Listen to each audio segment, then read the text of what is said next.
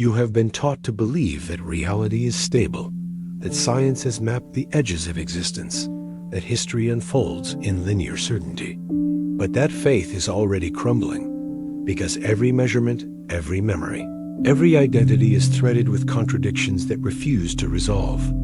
You are about to listen for 4 hours, and by the end, you will not even be certain that the one listening was ever you at all. You wake each day believing the world around you is firm, weighty, impenetrable. The ground beneath you feels solid. The walls contain you. Your own body gives the impression of substance. But physics has already stripped this illusion away. Solidity is a trick of forces, not of matter. Atoms, the building blocks of everything you trust, are almost entirely empty. If the nucleus of an atom were the size of a marble, the nearest electron would orbit nearly a football field away. What fills that vast gulf? Nothing. Between nucleus and electron lies emptiness, a void so profound that your body, your chair, the planet itself, is nearly all nothingness dot. So why does anything feel solid? Why can't you slip through the floor? Why does your hand stop at the wall? The answer is resistance, not contact. What you call touch is simply the repulsion of electromagnetic fields, like two magnets forced together the wrong way. The nerves in your skin interpret that pushback as pressure, as texture, as reality. But the truth is haunting. You have never touched anything in your life. Not your skin, not another person, not the ground. All you have ever felt is rejection fields refusing to merge. And this is only the beginning of collapse. If the matter of the world is void, then perhaps the world itself does not wait when you look away. The double-slit experiment makes this suspicion unbearable. Fire particles at a barrier with two slits. Unobserved, they behave as waves, spreading, interfering, existing in many places at once. But the moment you measure them, when you watch, they collapse into single points, single outcomes. The act of observation reshapes reality. Do you see what this means? The room you sit in may not exist until you gaze upon it. Your bed when you sleep, the street when you look away, even your own face in the mirror. These may dissolve into possibility when you are not watching, returning only when you demand them with sight. And if observation does not collapse possibilities, but splits them, the many worlds interpretation insists that every choice, every observation, every particle's indecision spawns another universe. In this instant, infinite versions of you scatter apart, some reading, some turning away, some dying before. These words end. There is not one world.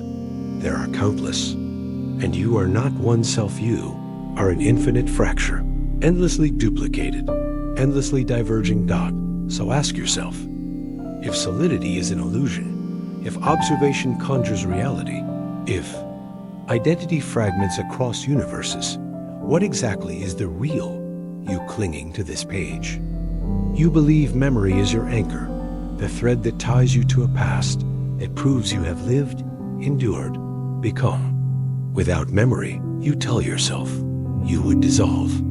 But neuroscience has revealed something merciless. Memory does not preserve the past. It rewrites it. Every time you recall, you are not replaying an unaltered recording. You are reconstructing, piecing fragments together, reshaping them with present needs, moods, and context. The act of remembering is also the act of altering. Synapses strengthen and weaken. Details are filled in with guesswork, and with each recall, the trace becomes less original, more fictional. What you think of as a childhood moment, a first kiss, a trauma, or a triumph, these are not photographs preserved in the mind. They are stories rewritten by the very act of touching them. Studies show that false memories can be implanted with ease. Subjects asked about events that never occurred lost in a shopping mall as a child.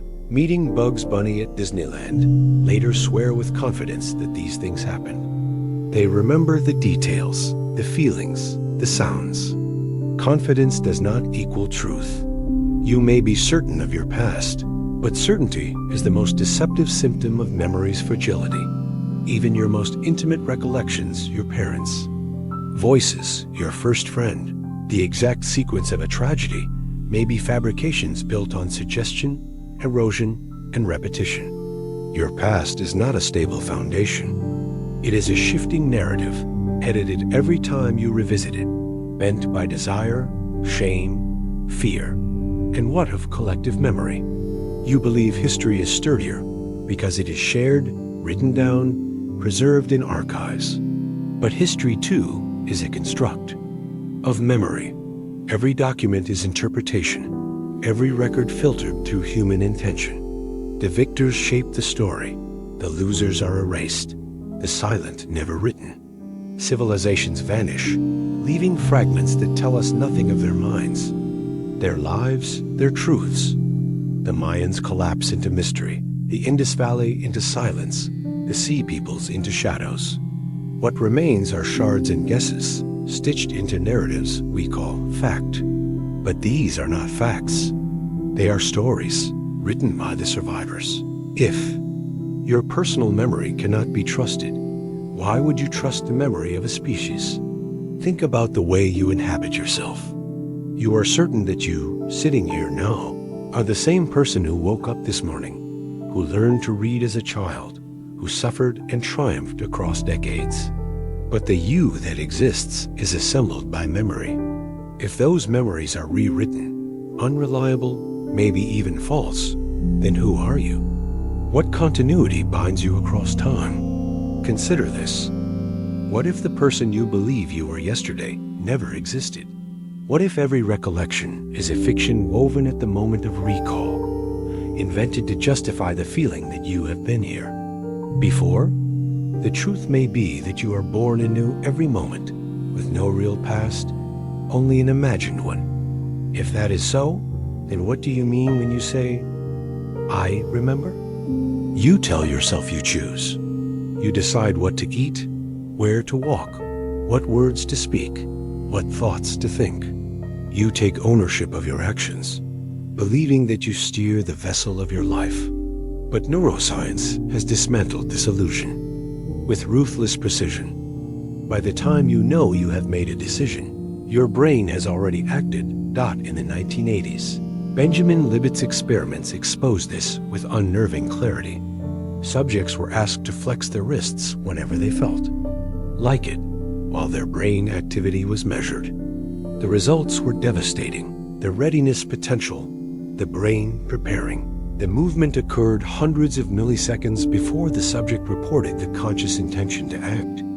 In other words, the body had already decided before the mind claimed it had chosen. The conscious you is not the initiator of action, but the latecomer, weaving a story after the fact to preserve the illusion of agency. Further studies have deepened the wound. More complex decisions, choosing between options, selecting images, even forming preferences, can be predicted by brain scans seconds before the subject becomes aware of choosing. Your sense of free will is a retrospective narration. You believe. You decide, but you are merely informed after the machinery has moved. So what is you, if not the decision maker? A commentator? A spectator strapped into a body that acts before you arrive. Think carefully. The thought that you are choosing to read this was triggered before you felt the choice. Even now, the sentence you are about to read is already determined, unfolding before the conscious you gets to claim it. And this realization gnaws at morality. If your choices are not yours, if every action is the consequence of hidden processes firing before you are aware, what becomes of responsibility? Is the criminal guilty, or merely the passenger of impulses arising from a brain wired by genetics, trauma, and chance? Is the hero noble, or merely the endpoint of prior causes too vast to trace? The law assumes agency. Religion assumes choice. Society assumes control. But neuroscience whispers, there was never a chooser at all. Philosophers have circled this. abyss for centuries. Determinism declares that every effect has a cause, and if causes are unbroken chains stretching back through physics and time, then your decisions were carved into the fabric of reality long before you were born. Free will is not freedom. It is the illusion of a clockwork universe, whispering that the gears could have turned differently. But the gears never could.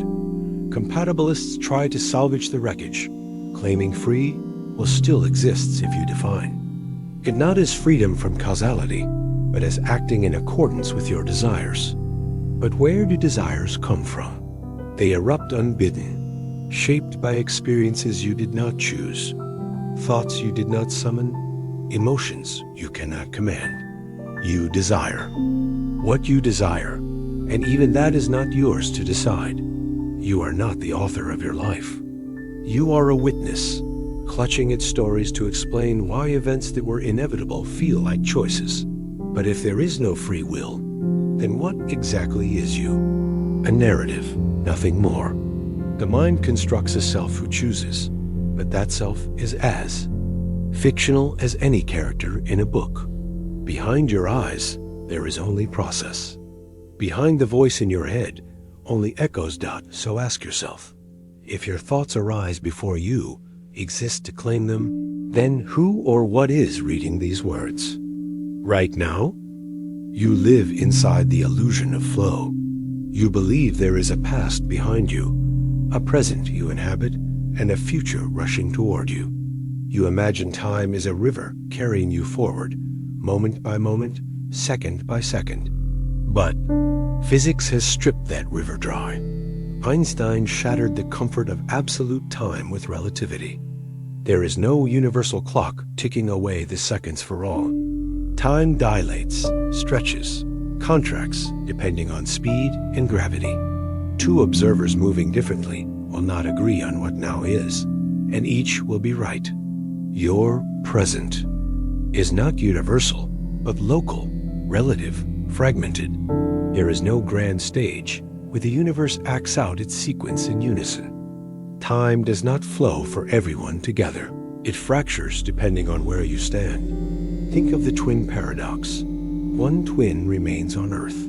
The other travels at near light speed, then returns. The spacefaring twin has aged less. They shared the same childhood, but after their paths diverged, time itself treated them differently. Which one holds the true timeline? Neither. There is no single timeline. There never was. But relativity goes deeper still. It tells us that past, present, and future coexist in a four-dimensional space-time block. To you, it feels like time flows, but the equations describe a frozen landscape where every event that has happened or will happen already is.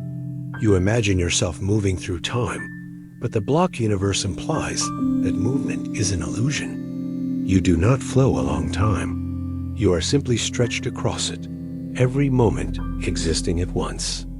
The child you were, the adult you are, the corpse you will become, they all exist simultaneously in SPACETIME.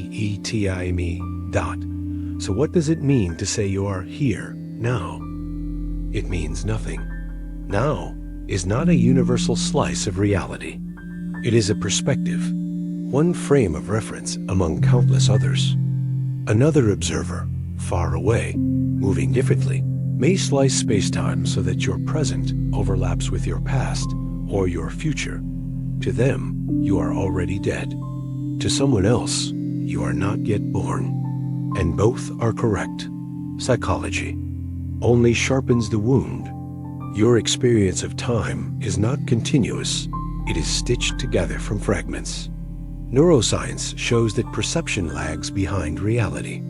What you think is now is already hundreds of milliseconds old.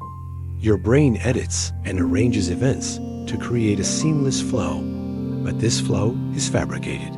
The very sense of living in the moment is a neurological afterimage and history itself proves no safer.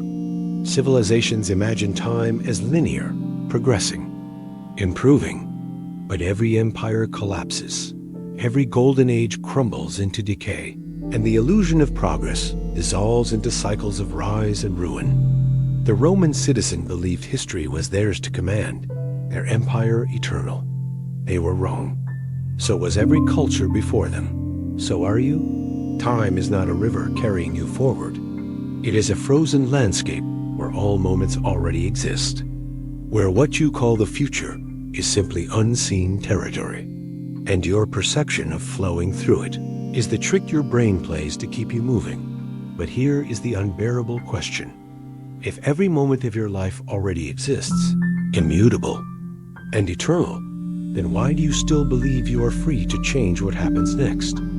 You imagine yourself as a single, unified awareness, an unbroken thread of you observing the world. You believe that behind your eyes, there is a central witness, a conscious self that sees, decides, feels. But neuroscience has shown again and again that consciousness is not one thing, not one voice, not even one mind. It is fragments, stitched together, edited after the fact, pretending to be whole. Consider the split brain experiments. Patients whose corpus callosum was severe to treat. Epilepsy revealed something terrifying.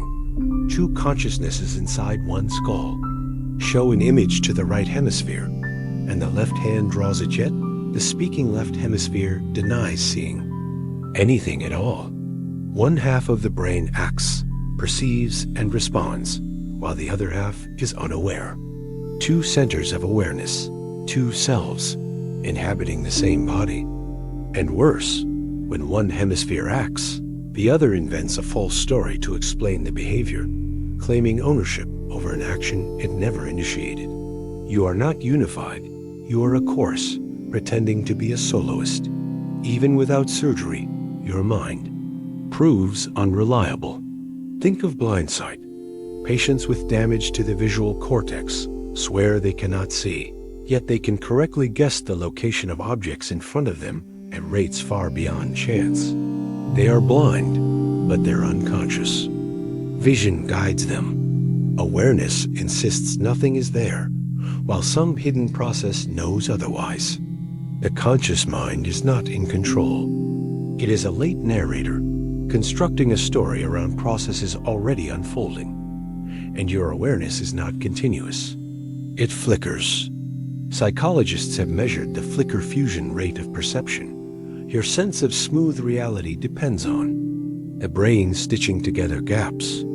Every second, your consciousness blacks out micro moments, erasing discontinuities, hiding the fact that awareness is not a stream, but a sequence of flashes. The self you believe you inhabit does not flow, it blinks. Even more disturbing is the fact that you cannot pinpoint where consciousness lives. Is it in the neurons firing? In the patterns of activity? In the integration of sensory inputs? Each theory collapses into paradox. Neurons are just matter, electrochemical switches. How can matter give rise to subjective experience? How does a firing synapse become pain, or color, or fear? This is the hard problem of consciousness, and no one can solve it. Your entire sense of existence hangs on something science cannot even explain, and yet you cling to the illusion that you are in there, somewhere, directing the body. But every shred of evidence suggests otherwise. Consciousness is not a driver, it is a passenger. Not a cause, but an echo. Not a commander, but a commentator. You are the story your brain tells itself about what is already happening. If consciousness is fractured, delayed, unreliable, and inexplicable, then who exactly? Is the I speaking in your head right now? You say I. You say it without thinking, every day, every hour, as if it were a clear and undeniable entity behind the word. But the more science, psychology, and philosophy have searched for this I, the more it dissolves. What you call the self may not exist at all. Buddhist philosophy pointed to this centuries ago. The doctrine of anatta, the no self. It claimed that the self is a bundle of processes, sensations, thoughts, feelings, constantly changing, without a permanent core. Western thought dismissed this as mystical until neuroscience confirmed its essence. When you peel away memory, perception, emotion, there is no single self to be found. Only mechanisms that generate the illusion of one-dot look at the experiments.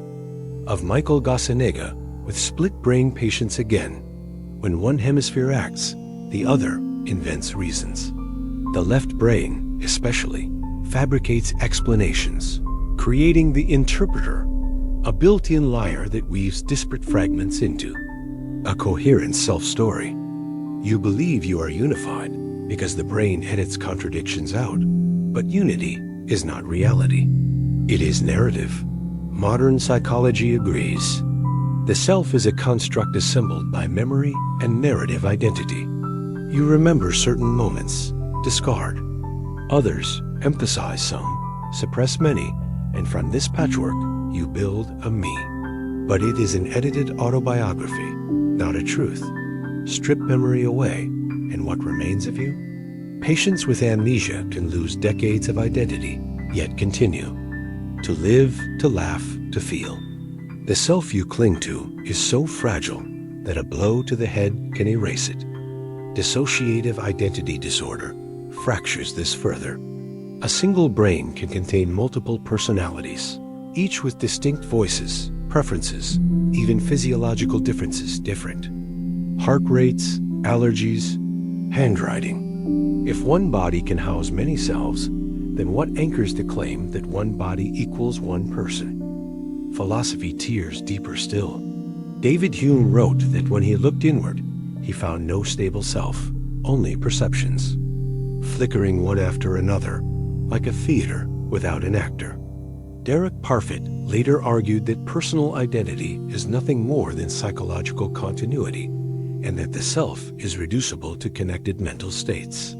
By this logic, you are not a fixed entity at all, but a pattern. A pattern can change. A pattern can die, and this opens the abyss. If the self is just a story told by memory, just a pattern emerging from processes, then you are not the one who thinks, feels, and acts. You are the story claiming ownership after the fact. Think carefully. The voice in your head that says, "This is me," is not proof of a self. It is the self's illusion, echoing in an empty chamber. So when you say, "I," who exactly is speaking? You trust history as the record of truth, the grand narrative of humanity etched into stone, books, and archives. You believe that the past is fixed, that the events which shaped the world are preserved. But history is not memory. It is erasure. What survives is not the truth of what happened, but the fragments that power allowed to remain. Think of the Library of Alexandria, said to have contained hundreds of thousands of scrolls, philosophies, sciences, histories from across the ancient world. It burned, or was looted, or neglected. No one knows for certain. But what is certain is that what could have been the foundation of an entirely different human civilization is gone. Lost knowledge is not absence, it is a presence inverted, a silence that dictates what the future cannot know. Consider the Mayan codices. Thousands once existed, containing centuries of history and science. When the Spanish arrived, they burned, nearly all of them, calling them works of the devil. 4 remain. The rest, their astronomy, their philosophy, their identity, was annihilated in a single act of forgetting. The Mayans themselves are remembered through ruins and speculation, not through their own voice. And this is how history always works. Every record is selective. Every archive reflects power. What survives is not what was, but what was permitted. The victors write the narratives. The oppressors silence the rest. The voices of the conquered, the enslaved, the erased gone. You remember Rome not through the whispers of its slaves, but through the words of its emperors. You remember America not through the eyes of its indigenous, but through the conquerors who buried them under treaties and graves. Even when preserved, history lies. Documents can be forged, altered, misinterpreted. propaganda masquerades as truth.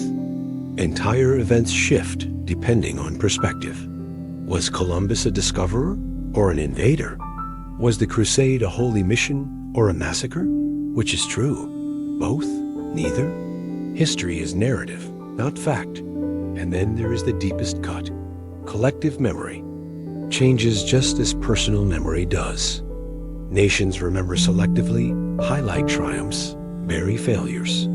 Revisionist histories sweep across cultures, erasing guilt, elevating myths.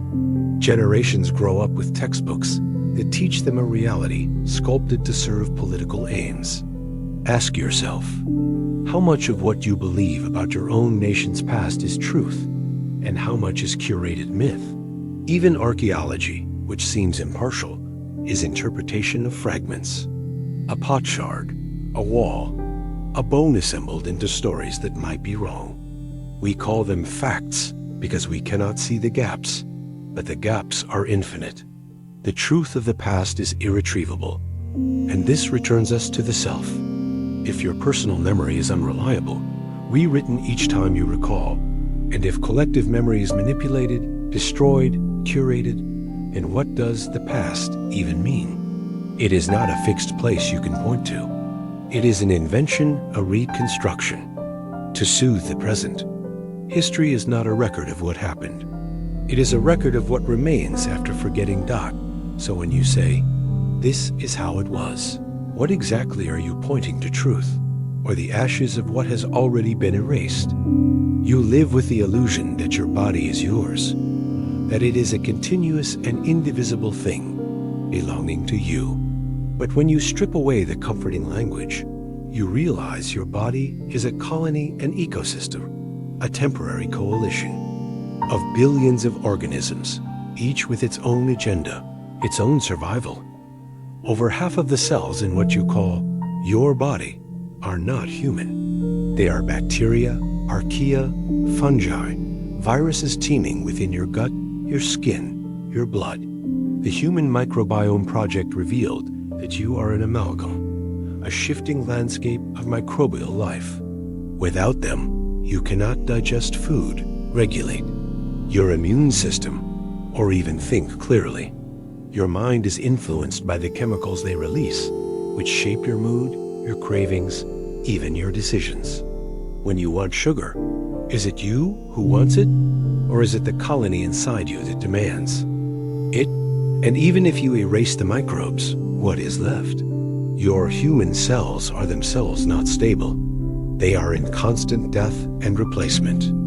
The lining of your stomach is replaced every 5 days. Red blood cells last around 4 months. Even your bones are entirely remodeled over the course of about a decade. The body you believe is yours does not exist as a fixed object, is an ongoing process, a river of matter flowing through time. The atoms in your body were not born in you. They pass through you. In a few years, none of the atoms that form you now will remain. You are never you. You are only a temporary configuration. Neuroscience deepens the fracture. Split brain studies in the 1960s revealed that when the corpus callosum is severed, 2 independent streams of consciousness emerge in the same skull. One hemisphere can perceive and act without the other's awareness. The self splits, each claiming to be the true experiencer. Which one is you? If such division can occur through a single surgical cut, what does that say about the unity you assume now? Even more unsettling, your body does not obey your control. Most of its processes are automatic, running without you. Your heart beats without permission. Your lungs draw breath while you sleep. Hormones alter your behavior before you are aware. Your conscious will is a thin layer riding atop a storm of physiological processes you cannot command. The self is not master of the body, it is a passenger, given the illusion of control. And beneath it all lies decay. Cells accumulate mutations, proteins misfold, telomeres shorten. The body is always in the process of dying.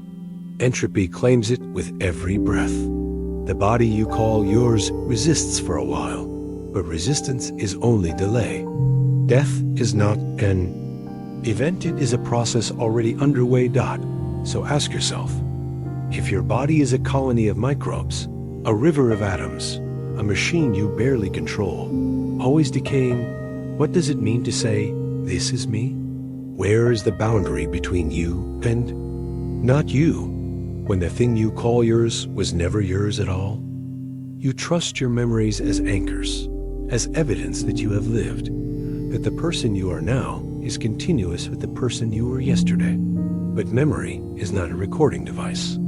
It is an act of constant rewriting. Every time you recall a memory, it becomes malleable, subject to distortion, contamination, and reconstruction. Each act of remembering overwrites what was once there until nothing original remains, only layers of edits, like a book revised until the first draft is irretrievably lost. Elizabeth Loftus demonstrated this with terrifying clarity. In her experiments, subjects were convinced they had seen events that never happened: glass shattering in a car accident video, Bugs Bunny at Disneyland, even being lost in a shopping mall as children. With a few carefully placed suggestions, false memories fused seamlessly into their personal history. Once implanted, these memories became as real as anything lived. What you remember is not what happened, but what your brain allows you to believe happened. Neuroscience provides the mechanism. The hippocampus does not retrieve memories intact. It reconstructs them. Neurons fire, pathways reactivate, and the memory reassembles itself like a puzzle. But each reassembly is influenced by present context, emotional state, and suggestion. The truth of your past is always contaminated by the moment you recall it. When you think you are accessing the past, you are fabricating a present version of the past. Think about this. Every cherished memory, your childhood home, the face of a lost loved one, the sound of your own laughter has already been altered. Beyond recognition, you cannot verify its accuracy. There is no fixed ground beneath you. The narrative of your life is stitched from unreliable fragments, perpetually rewritten until the line between fact and fiction is erased. History itself mirrors this fragility. Documents decay, accounts contradict, propaganda distorts. The past you rely on to give meaning to your identity, your culture, your species, is as unstable as your own memory. Every recorded history is selective, filtered, and often deliberately falsified. Nations build identities on myths. Individuals build selves on half-truths. Both are illusions constructed from fragile recall.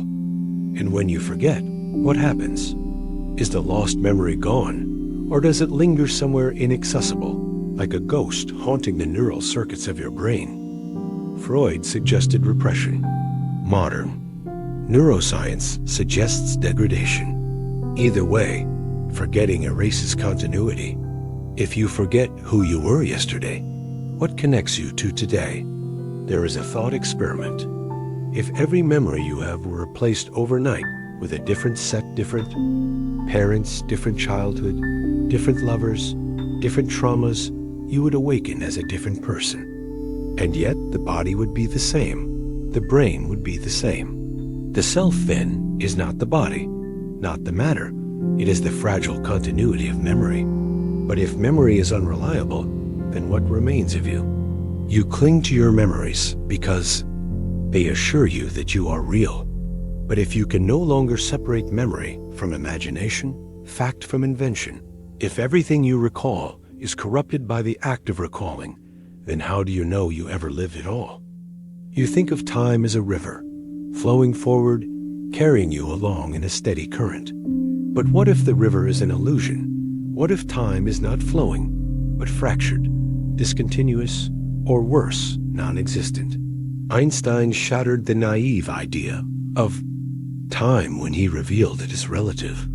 Two observers moving at different speeds will not experience the same duration between events. To one, minutes pass. To the other, hours. There is no single objective now. Each frame of reference creates its own version of the present, and all are equally real. What you call time is not a universal truth. It is a perspective, fragile and mutable. The physicist Hermann Minkowski reformulated Einstein's insight into the concept of spacetime. The past, present, and future are not flowing, but are part of a four-dimensional block. In this block universe, every moment that has ever existed and will ever exist already coexists. Your birth, your death, the end of the universe, all frozen, eternally present. The sensation of moving through. Time is merely consciousness sliding along a fixed dimension, like a needle tracing grooves on a record. But the record does not move. You are not moving. You are simply positioned dot, and yet your brain insists on linearity. The hippocampus sequences events, building the illusion of a temporal thread. Neuroscientists have found neurons that fire only when events are recalled in a certain order. If the sequence breaks, the sense of time collapses. You do not actually experience time, you experience sequences, and from them you infer a flow. But inference is not reality. There are experiments that expose this. In Benjamin Libet's work, the brain registered decisions milliseconds before the subject consciously decided. In other words, your sense of will lags behind neural activity. Your consciousness exists in delay. You live a fraction of a second behind yourself, and your brain fabricates the illusion of immediacy. The present you experience is already the past. Consider the paradox. If every moment exists simultaneously, then the future is not open. It is already fixed. You cannot change what is already written into space-time. Every choice you think you make has already been made. Free will collapses into inevitability. Your life is a script, and the you who feels you are writing it is merely reciting lines. Even physics grows unstable here. Quantum mechanics reveals particles that exist in superposition states of multiple possibilities until observed. Time at this scale does not behave like time at yours. Some interpretations, like the Wheeler-DeWitt equation, suggest time is not fundamental at all, that it emerges only as an approximation when matter interacts in certain ways. If time is emergent, then what you feel as a life progressing might not be reality's structure, but just a cognitive trick of perception. History, too, bends under time's weight. What is the past when every record can be falsified, every archive altered, every witness deceived? What is the future when the block universe renders it already complete? You try to orient yourself between a past you cannot trust and a future you cannot change, but both are illusions. If the past is a distortion and the future is predetermined, then the present is all you have. But what is the present? Neurologists have shown it is a sliding window, roughly 3 seconds, stitched into continuity. Beyond that, a moment vanishes, subsumed into memory or anticipation. You never live in a present. You live only in the ghost of a past and the mirage of a future dot. So ask yourself, if time is relative, if the past is corrupted, if the future is fixed, if the present is delayed, what does it mean to exist at all? You tell yourself a story of continuity. I was a child, I grew, I became this person. But the self you cling to is nothing more than a hallucination your brain insists upon to avoid collapse. Strip it away, and what remains? Neuroscience has shown that memory is not a recording device. Each time you recall an event, you reconstruct it, introducing errors, distortions, fabrications. Studies by Elizabeth Loftus revealed how easily false memories can be implanted. Participants swore they had been lost in a mall as children or met Bugs Bunny at Disneyland, despite these things being impossible. They remembered details, emotions, smells, sounds, conjured realities built from suggestion. If you can remember things that never happened, then what is the foundation of your identity? You believe you are the sum of your memories, but your memories are not yours. They are rewrites, confabulations, borrowed scripts from parents, friends, culture. Every story you tell about yourself is a corruption of a corruption. You say, I am me because I remember who I was. But that who is an invention. You are not remembering, you are imagining. Philosophy has circled this void for centuries. John Locke argued personal identity is rooted in memory, continuity of consciousness across time.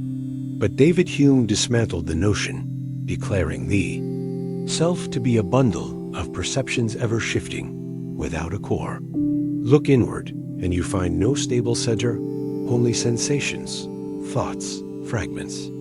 The closer you search, the less you find, and psychology confirms this absence.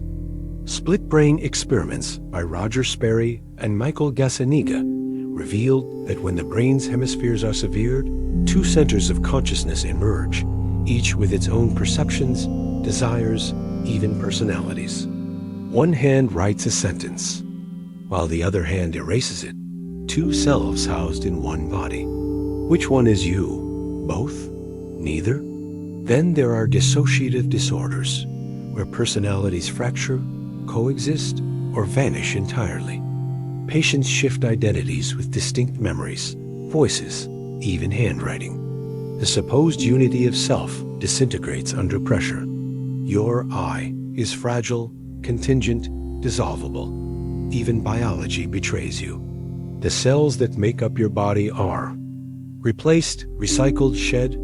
In 7 years, nearly every cell you possess now will be gone. Are you the same person you were then? The body is not continuous. The mind is not continuous. The self is not continuous. And what of the unconscious? Freud, Jung, and later depth psychologists revealed vast reservoirs of thought and desire beneath. Awareness, shaping decisions you believe are conscious. When you choose, when you speak, when you act, it is not you deciding, but processes you cannot access. Your conscious self is merely a spokesperson, a puppet narrating choices it did not. Make this emptiness echoes in Buddhism, in the doctrine of anatta no self. The self is a fiction, a grasping at permanence where none exists. Identity is clung to only because its absence is unbearable.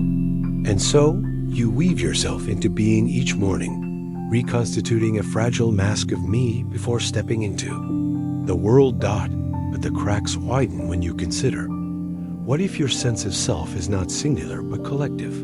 Anthropologists show how identities are social constructs, tribes, nations, religions, shaping who you believe you are.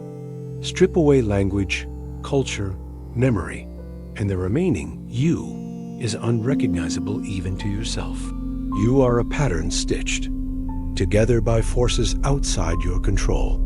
And yet there is still this nagging awareness, this voice reading these words. You tell yourself this is the real me. But the voice in the head is itself just thought, just language firing in the us. Brain. Who hears it? Who owns it? Every attempt to locate the self collapses into recursion. You are the one asking, the one listening, the one narrating, the one dissolving. So ask yourself, if memory is false, the body transient, the mind fragmented, the self an illusion, then who is it that you believe you are? You cling to time as if it were a river flowing past, carrying you from birth toward death. But the deeper you look, the more unstable it becomes. Time is not a river. Time is not even there. Physics shattered the naive view centuries ago. Newton.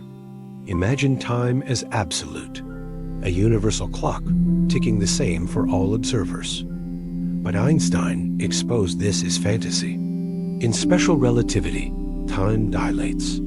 Clocks run slower at high speeds. In general relativity, time bends in the presence of gravity. Astronauts aboard the International Space Station age microseconds slower than you on Earth. Twin paradoxes are not thought experiments, they are measurable realities. Your seconds are not my seconds. Your past, present, and future are not mine. Time is personal, fractured, relative, which means there is no single now. What you experience as the present is a thin slice of your own perspective, drifting differently from others. The universe does not share your moment.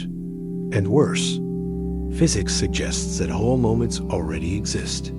A block universe model derived from relativity argues that past, present, and future are equally real. Time does not flow, it simply is. You are not moving through time. You are frozen within it, like an insect trapped in amber. Your birth, your childhood, your death, all equally present in the four-dimensional fabric of spacetime. So when you remember the past, you are not looking back at something gone. You are glimpsing a slice that is still there. When you anticipate the future, you are not awaiting something unreal. You are sensing a slice that already exists. Free will becomes impossible. You are not traveling forward making choices. You are a figure fixed in the geometry of eternity, mistaking motion for existence. But even the block universe begins to fracture. Quantum mechanics introduces indeterminacy, particles existing in superposition, futures splitting into probabilities. Hugh Everett's many worlds interpretation proposes every quantum event creates new branches of reality, an infinite proliferation of timelines. In one, you read these words. In another, you never found them. In another, you ceased to exist years ago. You are smeared across realities, multiplied beyond comprehension. Which one is real? Perhaps all of them. Perhaps none. And neuroscience tightens the knife. Experiments by Benjamin Libet revealed that decisions register in the brain before we become conscious of them. The readiness potential fires, the choice is made, and only afterward does the conscious mind claim, I decided. Even your sense of agency is delayed, fabricated. Time inside the mind is not aligned with time outside. Your narrative self lags behind the machinery of your own brain. Worse still, consciousness does not perceive the world in real time. You live inside a simulation your brain lags together from fragments of sensory input, delayed by milliseconds. Reality has already happened before you become aware of it. You are always behind, chasing a present that no longer exists. And history itself collapses when you apply the same scrutiny. You think of history as a line, civilizations rising, falling, one era leading into another. But history is not linear. It is written, rewritten, erased. Power manipulates the record. Empires distort the past to justify themselves. Whole cultures are obliterated, their existence remembered only through fragments or lies.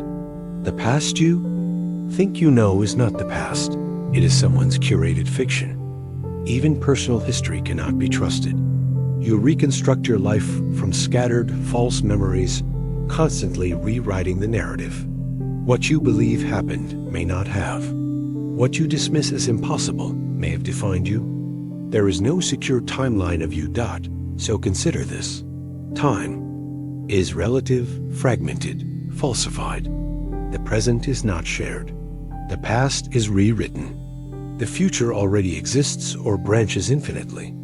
Your sense of choice lags behind the brain's decision. You are always behind, trapped, deceived. You say, time moves forward. But if forward, backward, past, and future are illusions, then what direction are you actually moving in? You imagine that somewhere inside your body there is a you, a central point of awareness, a glowing sphere of identity, a permanent I that observes everything else. But the harder you search for it, the more it dissolves. Neuroscience calls this the self-model illusion. Your brain constructs the feeling of being a unified self, but it is only a simulation neurons firing in networks, creating a coherent story that never existed. When split-brain patients had their corpus callosum severed, each hemisphere began acting like a separate mind. One hand buttoned a shirt while the other unbuttoned it. One hemisphere believed in God, the other did not. Which one was the real? You? Neither and both. Meditation traditions have whispered this for millennia. The self is not real. Buddhism calls it anatta, the doctrine of no self. What you think of as you is just a bundle of sensations, memories, and perceptions, arising and fading, never solid. The more carefully you look for the self, the less you find. You can find a memory, but not the one who remembers. You can find a thought, but not the thinker. There is no core-only process. Even memory itself betrays you. Each time you recall something, you are not retrieving an image from storage. You are reconstructing it, reassembling fragments into a new version. And in doing so, you change it. Your memories degrade, distort, reshape to fit the story you unconsciously tell yourself. The person you think you were 5 years ago is not only forgotten, it has been overwritten. You are misremembering your own existence. And what of consciousness? It feels indivisible, but cognitive science shows it is fragmented. Daniel Dennett's multiple drafts model suggests there is no single observer in the brain, just competing narratives, edits, and drafts racing for dominance. Your mind is not one thing, but a parliament of voices. The story you call you is whichever draft wins in the moment. Tomorrow, another draft may prevail. Philosophy cuts deeper still. David Hume dismantled the idea of personal identity centuries. Go, look within, he said, and you will never catch the self-only fleeting perceptions, one after another. The I is a habit of thought, an illusion stitched together by memory. If continuity is a lie, then who are you but a bundle of fictions strung across time? Consider also the ship of Theseus. If you replace every plank, is it still the same ship? Your body replaces nearly every cell over years. Your memories shift, your personality mutates, your values change. What continuity do you truly have? The child you once were is dead. The future self is a stranger. You cling to an unbroken thread of identity, but in truth, you are already gone, Dot. And if there is no permanent self, who suffers? Who desires? Who fears death? If the I is only a projection, then the one who is terrified of ending is as much an illusion as the end itself. Yet you feel yourself. You wake each morning as you. You ache with memories. You flinch at future pain. You cannot escape the sensation of being. But sensations deceive. The brain can simulate phantom limbs, ghosts of lost hands that still feel pain. If it can hallucinate a hand, why not a person? Why not you? The terror lies here. If the self is an illusion, then the one who is reading these words is not the one who began them. You are not the same person you were a few minutes ago, and the one who finishes this sentence will not be you either. Dot. So tell me, if there is no self, then who is the one that has been listening all along? You think of time as a river flowing from past, through present, into future. A single direction, irreversible, steady. But physics does not agree. Time is not what you think it is. Einstein shattered your illusion when he showed that time is not absolute. It bends with speed and gravity, stretching and compressing depending on where you stand. In one place, minutes pass. In another, hours. The now you cling to does not exist universally. There is no cosmic present, no shared ticking moment. There are only scattered slices, stitched by your mind into the illusion of flow. If you could look at the universe as physics sees it, you would not see a river. You would see a frozen block. Past, present, and future all existing at once. This is the block universe theory.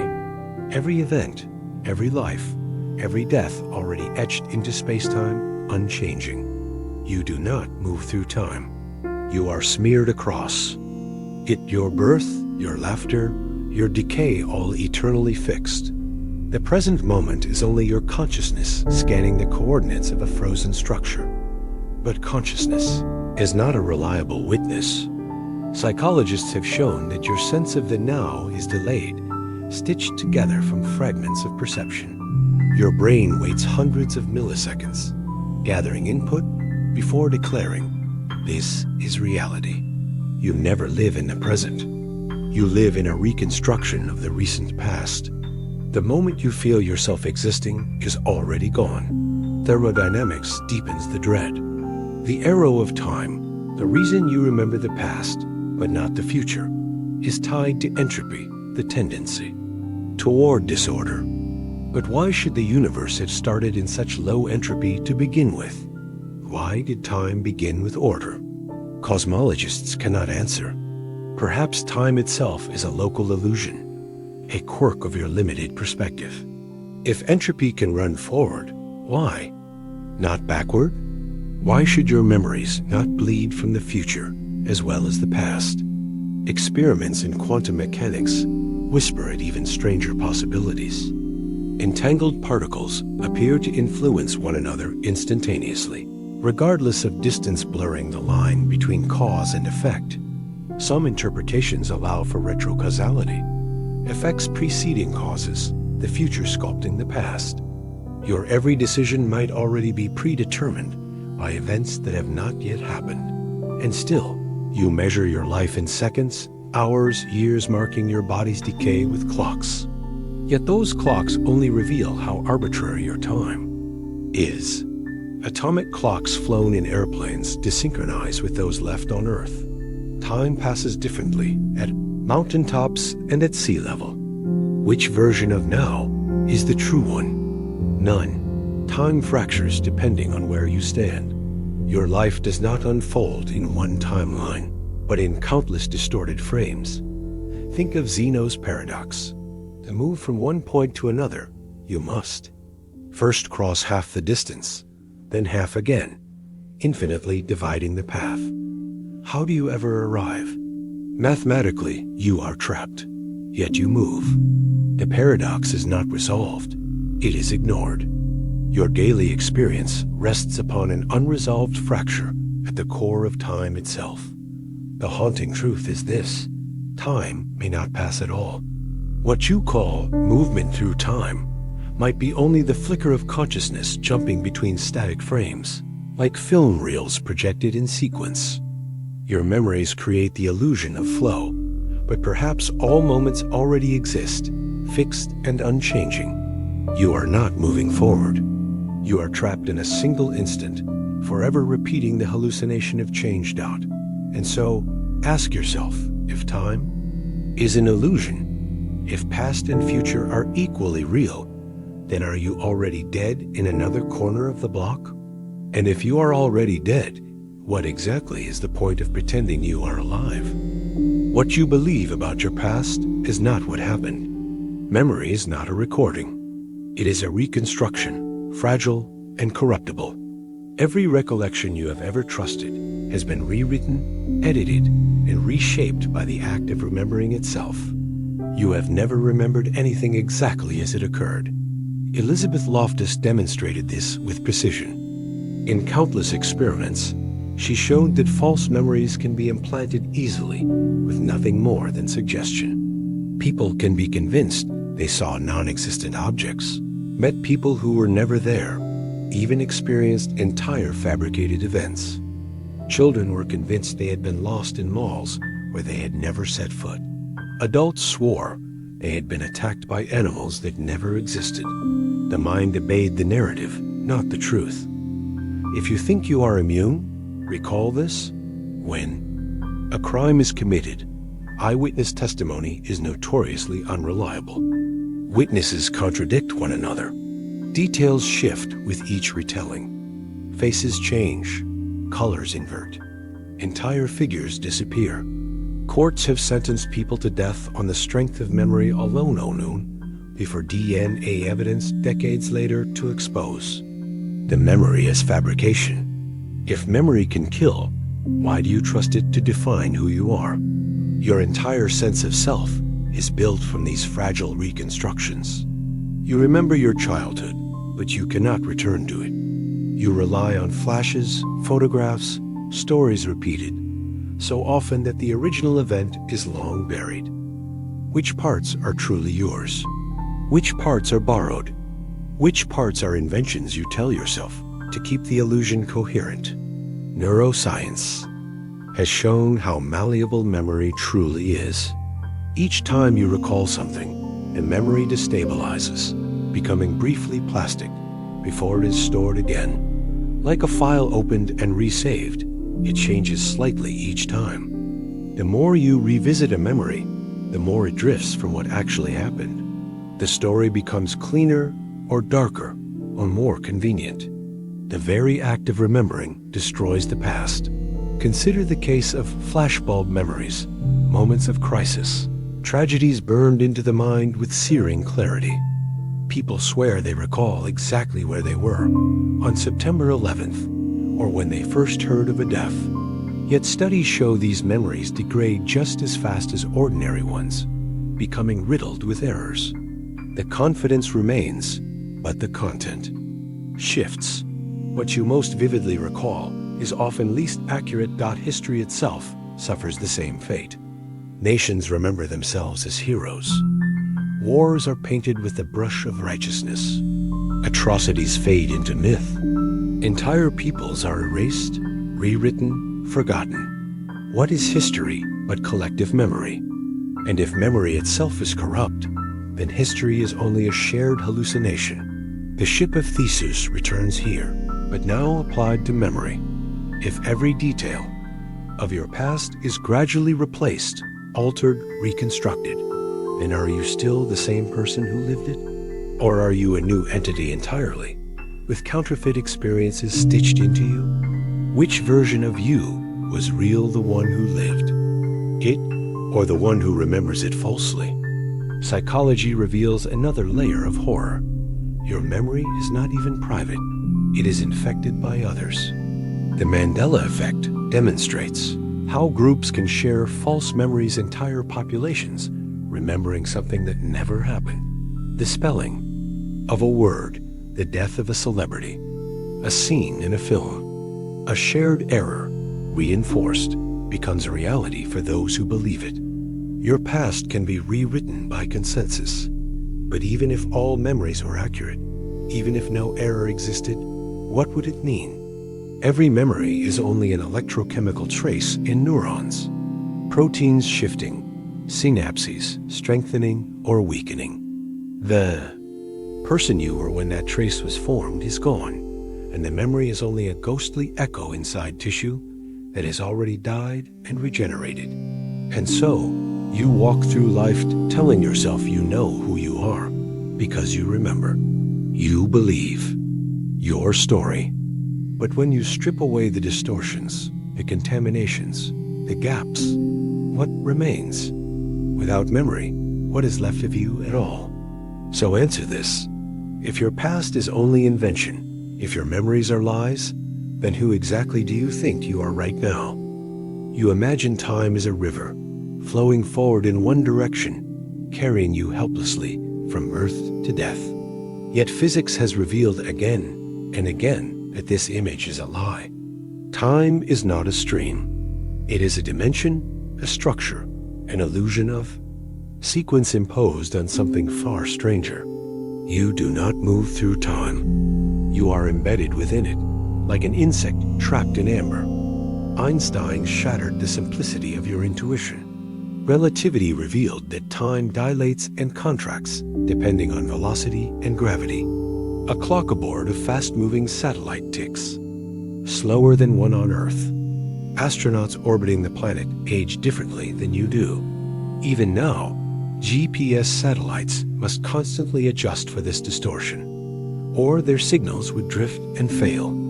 Every moment you trust as absolute is already fractured, warped, relative. Time bends. If time bends, then what does now mean? For you, now feels like the present, the thin line dividing past from future.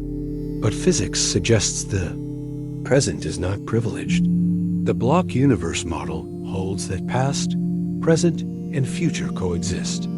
Everything that has happened, everything that will happen, is already fixed within space-time. You do not pass through moments. You are already woven into all of them. You are not moving through time. You are a static object spread across 4 dimensions. Your birth, your choices, your death, they all exist simultaneously. This destroys the illusion of free will. If the future is as real as the past, then it has already occurred. You cannot change it. You are only experiencing it second by second, like reading words on a page already written. The terror is not in dying, but in realizing you already have. Somewhere in space-time, your death is waiting, as concrete as your birth. Entropy adds its weight to this collapse. The second law of thermodynamics dictates that disorder always increases. The universe moves toward heat death, a cold silence where energy is evenly spread and nothing happens. This law is why you perceive time's arrow at all, because you could only remember the past, where entropy was lower, and never the future, where it is higher. You are biased by physics itself. The arrow of time may not be fundamental. It may only be perception. If that is true, then the future is not ahead of you. It is already here, already happening, inaccessible only because of the way your mind is wired to process entropy. But imagine this. What if time does not even exist as we conceive it? Julian Barbour, a physicist, argues that the universe is composed of nows, discrete, timeless configurations of the cosmos. Time is merely the illusion that one now follows another. Each moment is complete, eternal, independent. Your entire life is a scattering of frozen frames. The sequence you feel is only the mind stitching them together. You are not moving forward. You are already everywhere you will ever be. History itself becomes grotesque in this light. You think of the past as gone, but if the block universe is true, then every atrocity, every war, every scream is still happening. The trenches of World War I are still filled with gas. The Holocaust ovens still burn. Slavery still chains men in ships. Nothing has ended. Nothing has passed. It is all fixed, eternal, simultaneous. The only reason you are not experiencing it is because your consciousness is anchored to one slice of space-time. But it is all there forever. Quantum mechanics deepens the fracture. The Wheeler-DeWitt equation, a formulation of quantum gravity, describes the universe without time at all. It does not include a time variable. From the perspective of the deepest physics, time may be nothing but an emergent illusion, not fundamental to reality. If time is not real, then neither is your story, your continuity, your becoming. You never change. You only believe you do, and so, when you look at a clock, you are not measuring time. You are measuring the decay of atoms, the vibration of cesium, the oscillation of crystals. You are measuring change, not time itself. Time is a shadow of change, not its master. Without change, there is no time, and yet without time, how do you define change? You are caught in a paradox with no resolution. If every future is already written, if every past still exists, if time itself is nothing more than illusion, then what are you, other than a frozen echo repeating forever? So tell me, when you close your eyes tonight, how will you ever know that you are not still there tomorrow, trapped in the same moment, replaying the same breath forever? You believe you are aware. You believe there is a you inside your head, a steady flame that persists across time, experiencing the world. But what if consciousness is not what you think? What if the very sense of self, the one thing you are most certain of, is itself an illusion? Neuroscience offers no stable ground. Your brain is not a unified entity. It is billions of neurons firing in chaotic synchrony, no single place where you reside. Cut the corpus callosum that bridges the brain's hemispheres, and two consciousnesses emerge. each with separate memories and intentions. Which one is you? Both? Neither? The illusion of a continuous self collapses the moment it is tested. Consider this. When you wake from sleep, are you the same person who closed their eyes? Your memories tell you yes, but memories can be fabricated, altered, erased. Patients with amnesia sometimes awaken every morning believing it is the same day, their sense of self resetting endlessly. Yet they act, they laugh, they cry. If memory is so fragile, then what holds you together? Perhaps nothing at all. Philosophy sharpens the knife. David Hume concluded that when he looked inside himself, he found no self, only fleeting perceptions, sensations, and thoughts, one after another, like beads on a string without a string. Buddhism has taught the same for thousands of years. The self is an illusion, a narrative that consciousness tells itself. You are not a thing, you are a process. But a process of what? Some argue consciousness is simply the brain modeling itself, an infinite feedback loop, like a mirror reflecting a mirror. Others suggest it is an evolutionary trick, giving you the illusion of free will so you can act in a complex world. And some scientists whisper darker thoughts, that consciousness may not exist at all, that there is no subjective experience, only brain states and behavior. What you call awareness may be nothing more than the machine reporting its own operations. The binding problem remains unsolved. How does a chorus of neurons create the unity of perception? Why do scattered electrical signals cohere into the feeling of red, the sound of a violin, the taste of salt? No equation explains it. No experiment has captured it. The mystery is so deep that some scientists have proposed panpsychism, the idea that consciousness is fundamental, like mass or charge, and that every particle has some spark of awareness. If true, then you are not special. You are merely a temporary gathering of conscious matter, destined to scatter again. And then there is death. If the self is an illusion, what does it mean to die? Does the illusion simply stop, like a movie, reel running out of frames? Or does it never really end, because it never truly existed?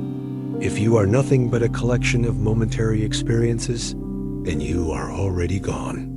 The person reading these words is not the same person who began them. They only believe they are. This realization cuts deeper than any fear of death. You fear the void, but you never truly existed to enter it. You are not continuous. You are not whole. You are not permanent. The I you cling to is a trick of the light, a ghost cast by neurons, fragile as smoke. And so, when you ask, who am I? The only honest answer may be, no one. You live as though time flows.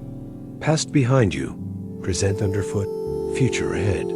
But physics dismantles this narrative with surgical precision. Time does not flow. It does not move. It does not exist as you believe it does.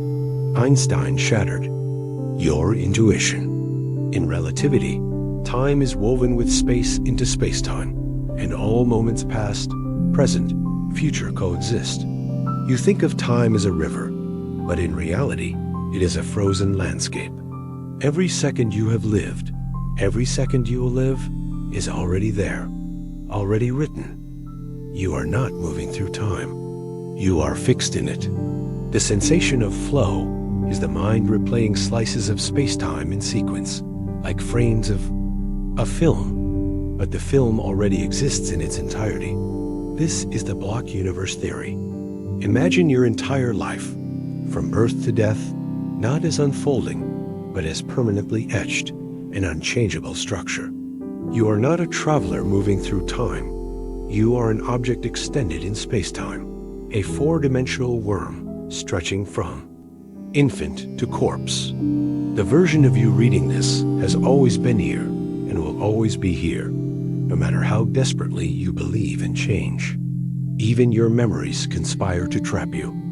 Neuroscience shows that memory is not a recording, but a reconstruction, rebuilt each time, altered by mood, suggestion, and bias. You do not remember the past, you invent it. And when you think about the future, your brain uses the same circuits, simulating possibilities. Past and future are both fictions generated in the present moment, but the present itself has no fitness. By the time you notice it, it is already gone. Where, then, do you exist? Physics digs deeper. Entropy, the arrow of time. You are told. Time moves forward because disorder increases, because broken cups do not reassemble, because ashes do not leap back into fire. But that is only a statistical rule, not a law. On a microscopic scale, the equations of physics are time-symmetric. Nothing distinguishes forward from backward. Your sense of time's direction may be nothing more than a trick of scale, a local illusion. Quantum mechanics destabilizes it further. At the quantum level, particles do not respect time's order.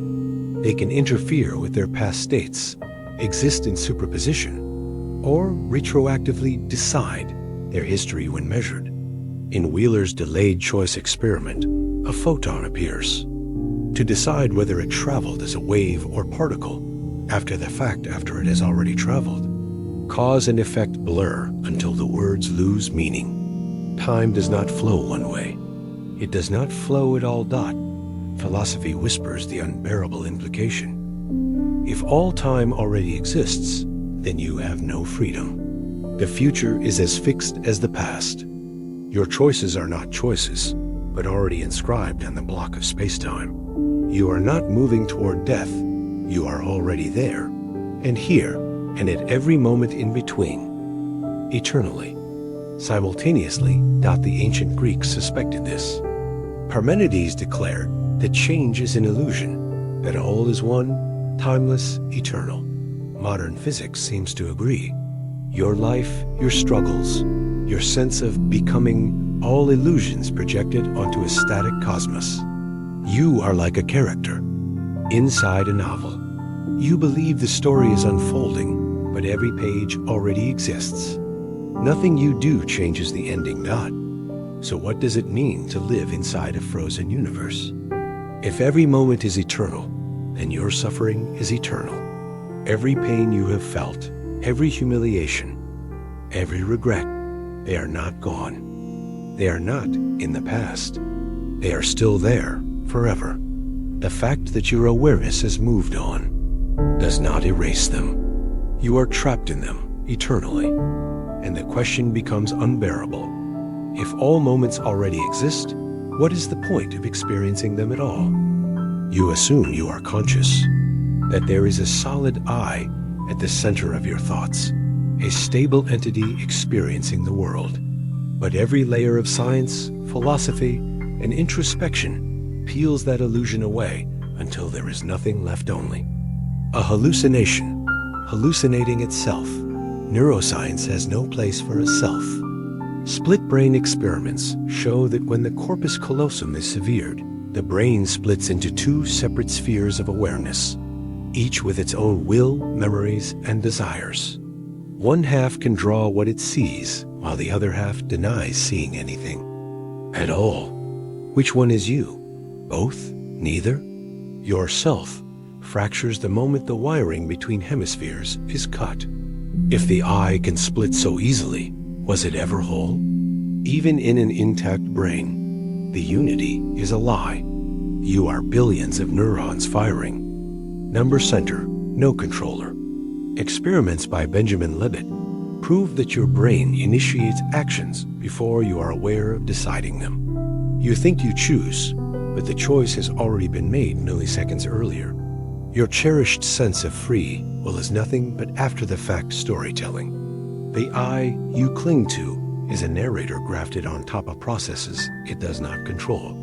Philosopher David Hume could not find a self inside himself. When he turned inward, he found only thoughts, sensations, emotions, never a thinker behind them. The self is not a substance, but a bundle, a fleeting collection of experiences, tied together by memory and language, like beads on a string. But remove the string, and the beads scatter into nothing.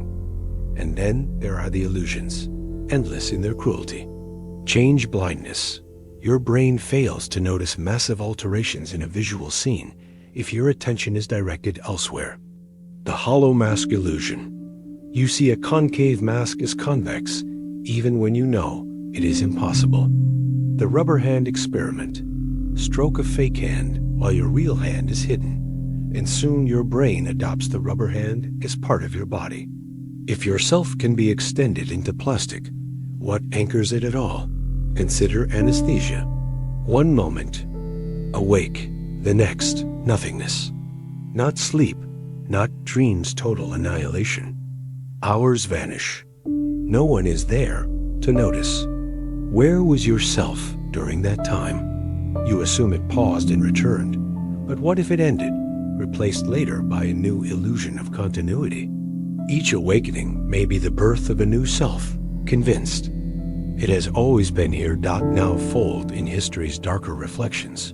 Buddhist philosophy declared the self anatta, no soul, no essence, only impermanence. Nietzsche spoke of the self as a construct, a mask worn by deeper drives. Modern cognitive science converges with them. You are a user interface, a hallucinated avatar designed by evolution to survive, not to know truth. Your perception is a dashboard, not reality, and this hallucination hallucinates itself. You are a recursive loop, neurons creating patterns, patterns creating the sense of I, the I, reflecting back on neurons. But at no point does an actual you exist. It is smoke in a mirror, endlessly reflecting nothing back to nothing. What you call your life is just this hallucination narrating itself across time, pretending continuity, pretending agency. When you die, the hallucination ceases. There was never anyone to lose, only the ending of a story no one was telling. And now the question you cannot silence. If the self is an illusion, who, if anyone, has been suffering? You live as if time flows, as if the past is fixed, the present is real, and the future is waiting to be unveiled. But this story collapses under scrutiny. Physics, philosophy, even your own psychology conspire to reveal that time, the very fabric of your existence, is not what you think it is. Einstein destroyed the illusion of universal time. His relativity showed that time is not a river moving forward, but a dimension like space. Events that you call past and future coexist with the now. The ticking of your watch slows near the speed of light or near strong gravity. There is no single present, only overlapping perspectives. What feels like a steady march of moments is just a trick of your local frame. Somewhere in the universe, your death has already happened. Somewhere else, you are still a child. Philosophers call this the block universe. In this view, the universe is a frozen four-dimensional structure. Your life is a line etched permanently into space-time. From birth to death, you do not move through time. You are simply laid out within it, like a corpse stretched across a single unchanging map. A flow of time is an illusion generated by consciousness crawling along the line, mistaking its position for a moving present. But psychology deepens the wound. Your perception of now is smeared across hundreds of milliseconds. The brain stitches discrete events together to fake continuity. You are always lagging behind reality, trapped in a process delay. When you hear music, you believe each note follows the last, but in truth, your brain retroactively edits your perception, backdating events to create a seamless melody. You live inside an artificial rendering of time, constantly reconstructed after the fact, and memory corrupts the illusion even further. You think of memory as a recording of the past, but it is not. Every time you recall, you alter. Memories mutate, degrade, and rewrite themselves. Psychologists have implanted entirely false memories into people, convincing them of crimes they never committed, events that never occurred. If your memory is plastic, the past itself becomes plastic. And if the past cannot be trusted, what does it mean to say there ever was a past at all? History itself mirrors this instability. The official timeline of events is always written by the victors, always edited to suit power. Whole cultures have been erased, rewritten, made invisible. What you call history is not the truth of time, but propaganda etched into collective memory. If memory is manipulation, then history is its most monstrous form. Even physics tears apart your trust in causality. Quantum mechanics suggests time may be symmetric. The equations work equally well forward or backward. Experiments with entangled particles hint that the future might influence the past, not just the other way around. Retrocausality, closed time-like curves, and the possibility that what you call decision may ripple backward in time to shape what you thought was fixed. If the future can rewrite the past, then what is the direction of your life? Time is not a line, it is a labyrinth. Each step you think you take forward may already exist, carved in place, while your mind stumbles blindly across a script that never changes. The past is unstable, the present is delayed, the future is simultaneous. You are trapped in a static block, pretending to move, pretending to choose, pretending that tomorrow is not already etched beyond your reach. Ask yourself, if the future already exists, then is your desperate belief in tomorrow nothing but the shadow of a cage you can never escape? You believe you are someone. You carry a name, a story, a personality that feels coherent. You cling to this identity as though it were solid, unshakable, the one anchor in an ocean of shifting uncertainty. But when you peel back its layers, what you call yourself dissolves into fragments, illusions stitched together by the very system that deceives you. Neuroscience offers the first cut. There is no central self in the brain, no master conductor directing thought. Instead, there are networks firing, modules competing, signals rising and falling like voices in a crowd. Your consciousness is a parliament of neurons, endlessly negotiating, endlessly conflicting, and the illusion of a singular you is just the temporary winner of an internal power struggle. Split-brain patients reveal the fracture most brutally. When the corpus callosum connecting the hemispheres is severed, two distinct centers of consciousness emerge. Two selves sharing the same body, each with different perceptions, desires, even beliefs. Which one is you? Psychology exposes another wound. Your sense of continuity is fabricated. The narrative self is not an enduring entity, but a storyteller. It builds the illusion of unity by stitching past memories and present feelings into a continuous tale. But just as a novel feels seamless despite being nothing but ink on a page, so your life story is nothing but scattered fragments sewn together by a desperate narrator who refuses to admit the void. Eastern philosophy dismantled this illusion long before neuroscience confirmed it. Buddhism speaks of anatta no self. The self, they said, is a bundle of aggregates, sensations, perceptions, impulses, and consciousness. Strip them away, and there is no core beneath, no true essence.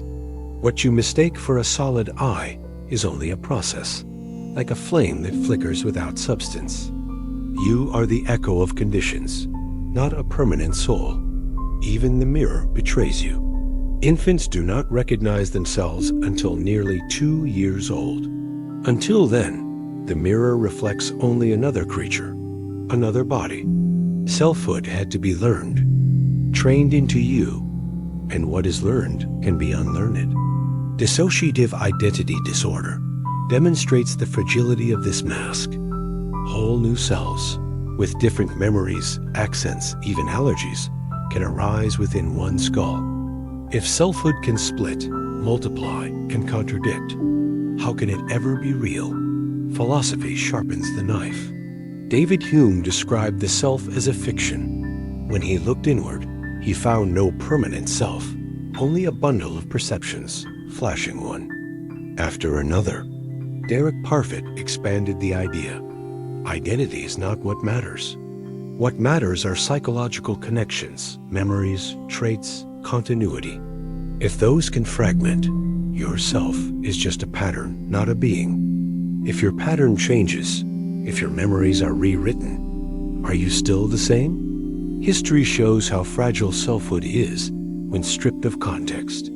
Entire populations have been renamed, re-educated, erased into different identities by regimes.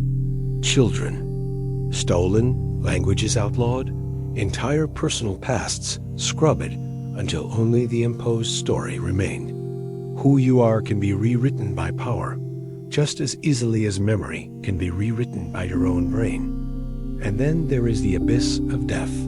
The self clings to survival, to continuity.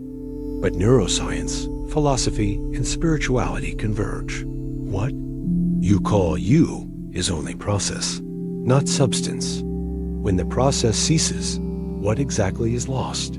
If there is no permanent self, then the fear of death is the fear of losing something that never existed. But doesn't that make it worse?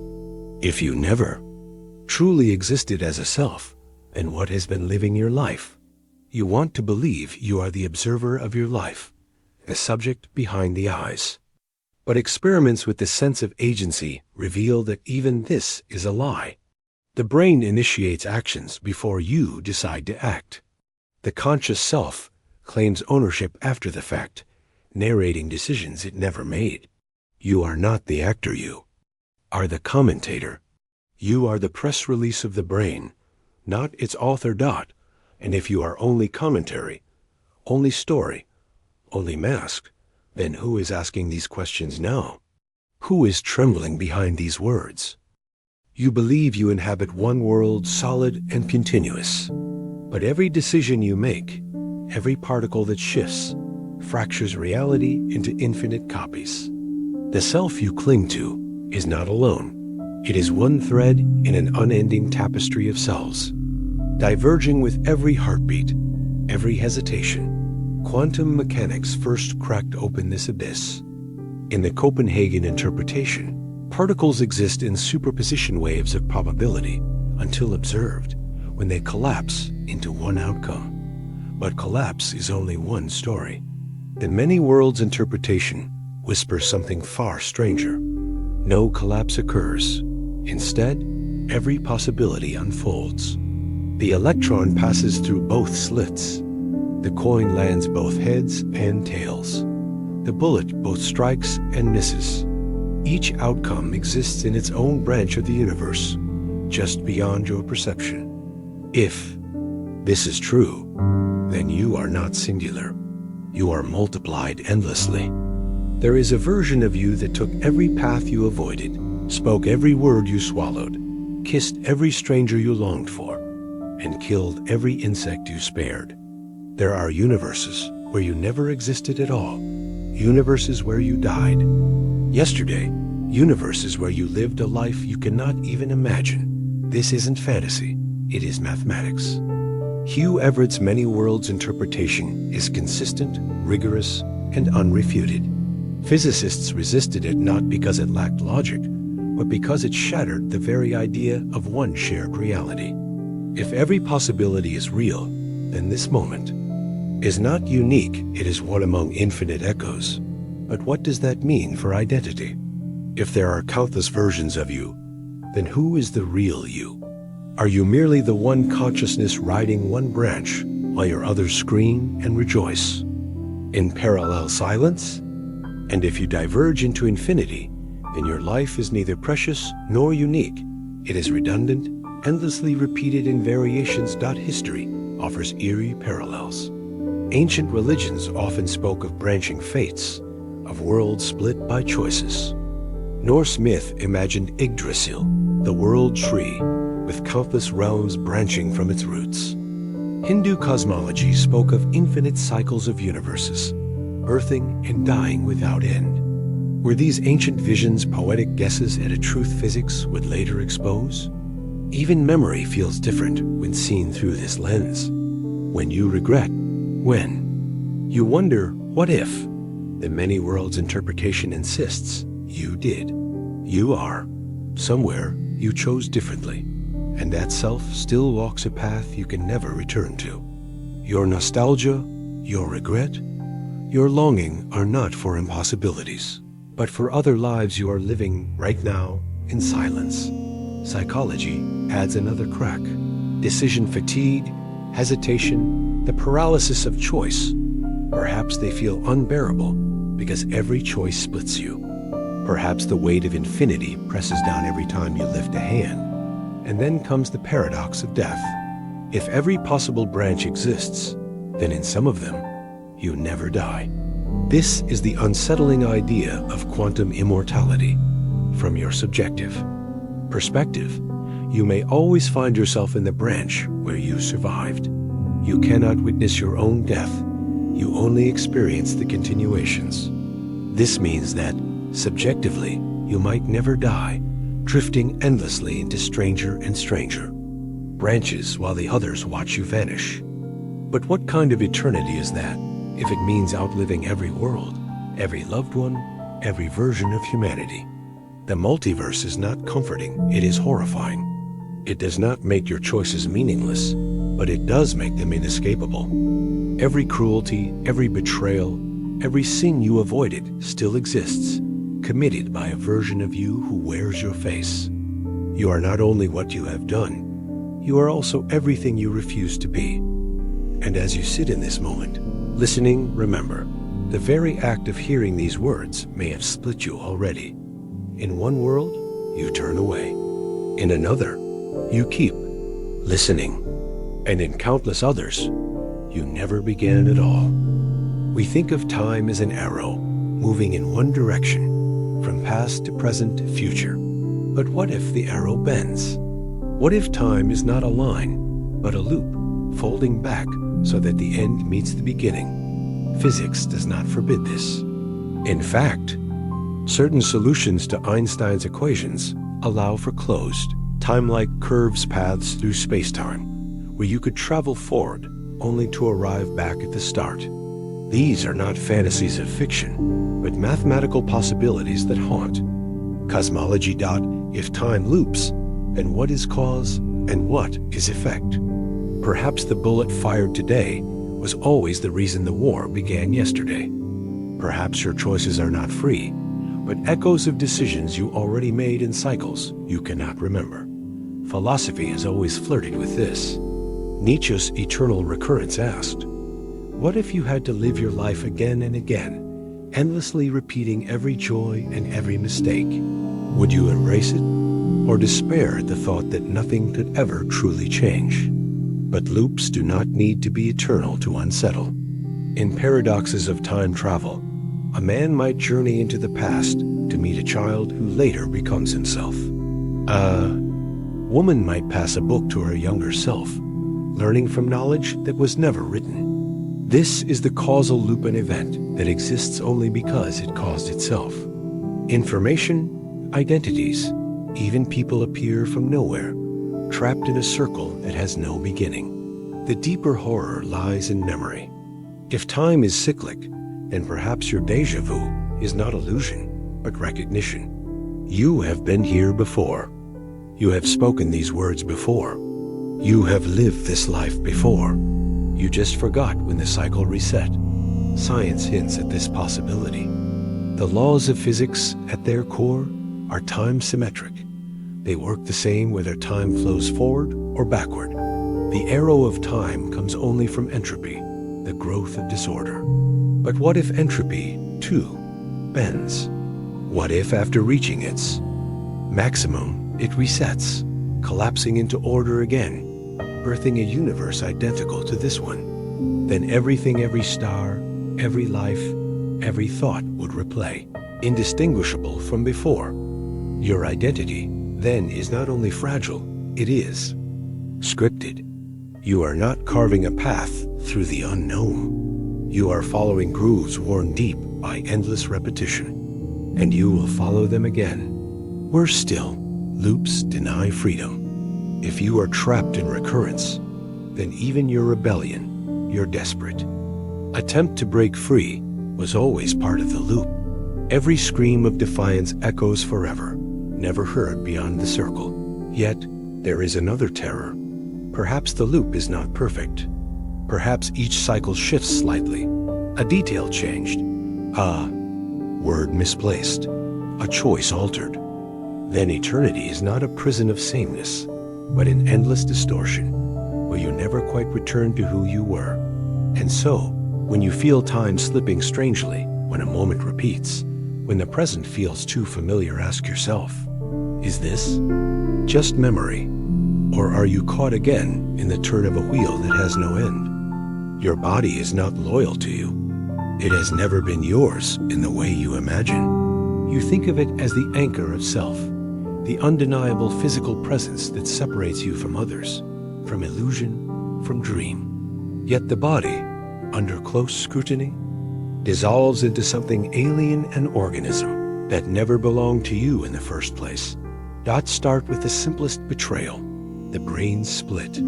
The famous experiments by Roger Sperry on patients with severe corpus callosums revealed that the two hemispheres of the brain are capable of operating independently, even arguing with each other. A patient's right hand could button a shirt, while the left hand simultaneously unbuttoned it. One half of the brain could say, yes, while the other half, writing with a pencil, spelled out no. Which side was the self? And if you lived through such a split, which voice would you claim as yours? The body you inhabit is a colony, not an individual. Microbiome research shows that the number of microbial cells in your body rivals or exceeds the number of human cells. Your digestion, your immune system, even your mood are controlled by these alien organisms. They send chemical signals to your brain, subtly altering your desires, your choices, your sense of self. You are, in a literal sense, being piloted by countless strangers who care nothing for your identity, only for their survival. Even your senses lie. The skin you think protects you is not a wall but a porous, constantly dying boundary. The you that feels touch is only a nervous interpretation of pressure waves. Phantom limb syndrome demonstrates this. Amputees continue to feel sensations in arms or legs that no longer exist. The body insists on a completeness that reality denies. So what is the truth, that the limb is gone, or that sensation proves it must still be there? The betrayal deepens when we confront anosognosia patients who deny the existence of their own paralysis. A man's arm hangs limp, useless, but if asked to raise it, he insists he has done so. The body fails, but the mind invents a fiction to protect the illusion of control. If the mind can lie so easily, how certain are you that your own body is not already broken in ways you refuse to see? Neuroscience has demonstrated how fragile the unity of self truly is. In the rubber hand illusion, subjects see a fake hand stroked with a brush, while their own hidden hand is touched in synchrony. Within minutes, they feel the fake hand as their own. Their sense of embodiment can be rewritten with nothing more than coordinated touches and tricks of vision. If the brain can adopt a plastic hand, what stops it from adopting an entire artificial body or a virtual one? How do you know that the flesh you feel is not already an illusion stitched together by perception? Consider split-brain patients again. One hemisphere sees an image and reacts. The other, unaware, invents a story to explain the reaction. This interpreter function in the brain fabricates coherent narratives where none exist. Every time you explain why you acted, why you chose, why you felt, you may only be inventing excuses after the fact, stories to justify impulses you never controlled. The body also turns against you with time. Cells mutate into cancer, a rebellion from within. Proteins misfold, Neurons tangle, memories rot. The very fabric of your flesh seems programmed for self-destruction. Apoptosis programmed cell death is not an accident, but a built-in feature. Your body's natural state is decay. Life itself is a temporary postponement dot, and beyond biology, history shows how malleable the body is as a concept. In medieval Europe, entire communities experienced dancing plagues, convulsing uncontrollably, until death. Were these seizures of the body or seizures of collective belief? In modern times, psychosomatic illnesses demonstrate that belief alone can cripple flesh. If conviction can paralyze, blind, or kill, then the boundary between physical and mental collapses completely. The terror is that the body was never your anchor at all. It is a theater of sensations, manipulated by microbes, distorted by illusions, fractured by neural shortcuts, sabotaged by its own design. You do not live in a body. You live through a shifting hallucination, stitched from fragments that only approximate a self-dot. So when you wake in the night and feel your hand heavy on your chest, are you sure it is yours? When you move your mouth to speak, are the words guided by you or by the colonies, the circuits, the recursive lies of flesh and neuron? When your body finally collapses into dust, what part of you will remain that was ever real? And if the body was never truly yours, then what exactly was you in the first place? You have always trusted time. Not in its kindness time is cruel, but in its consistency. Seconds tick, clocks mark, calendars turn, and your life appears to stretch across a measurable line from birth to death. It feels certain. You were younger yesterday, older today, and tomorrow you will be older still. But what if this faith is misplaced? What if time is not a line, not even a river, but a shifting maze designed to entrap your mind? Start with the obvious betrayals. Neuroscience shows that your brain does not record reality continuously. It samples, discards, compresses, and invents. The famous attentional blink demonstrates this. When two stimuli appear in quick succession, your brain simply erases the second. Time passes, but you never lived it. How many thousands of moments have slipped through the cracks? Never. To be known? Your timeline is full of holes. Memory. The supposed evidence of time's passage is no safeguard. Each recollection is not a preserved photograph, but a reconstruction, a remix assembled anew with every recall. Psychologists like Elizabeth Loftus have shown how terrifyingly easy it is to implant false memories. Entire events being lost in a mall, seeing a hot air balloon, even crimes never committed can be etched into the mind until they feel as vivid as truth. If your past can be rewritten with such ease, what makes you so sure it ever existed at all? The physics of time only deepens the abyss. Einstein's theory of relativity reveals that time is not absolute but elastic, stretching and contracting depending on speed and gravity. Two people can live side by side, yet their clocks tick at different rates. What you call now may not exist for someone else. Time refuses to be universal. And if it is not universal, how can it ever be real? Philosophy has long circled this paradox. Augustine confessed, "What then is time? If no one asks me, I know. If I wish to explain it to one that asketh, I know not." To measure time, you must already assume its existence.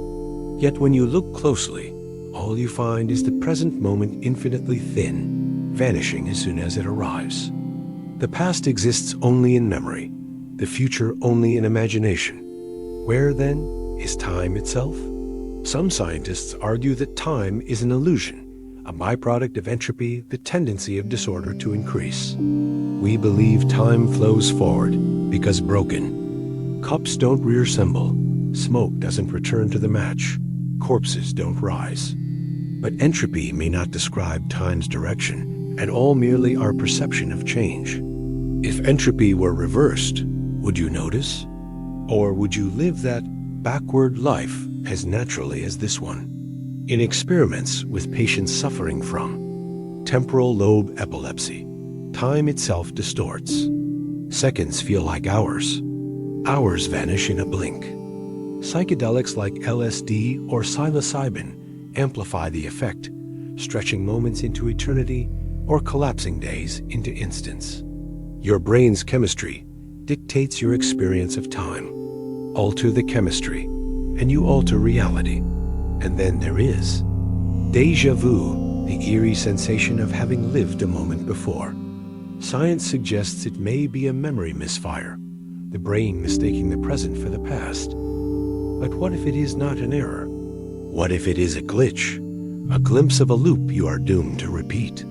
Some physicists seriously entertain the idea that the universe is cyclical, that time endlessly recurs. Nietzsche called it the eternal return. Every pain, every joy, every humiliation repeated forever. Can you bear the thought that what you suffer now, you have suffered infinitely before and will infinitely again? Even our most advanced theories cannot agree on time's nature. In quantum mechanics, particles exist in superpositions, evolving in ways that defy temporal order. Some interpretations suggest that cause and effect are not fixed. The future can influence the past. In 2017, experiments in quantum entanglement demonstrated correlations so instantaneous they seemed to erase distance and delay. The arrow of time bent, maybe even broke. This uncertainty seeps into daily life. Have you ever noticed how time speeds up as you age? A child's summer lasts forever, but adulthood reduces years to fleeting sparks. Psychologists explain this as proportional perception. Each year becomes a smaller fraction of your life. But the deeper implication is darker. You do not live time equally.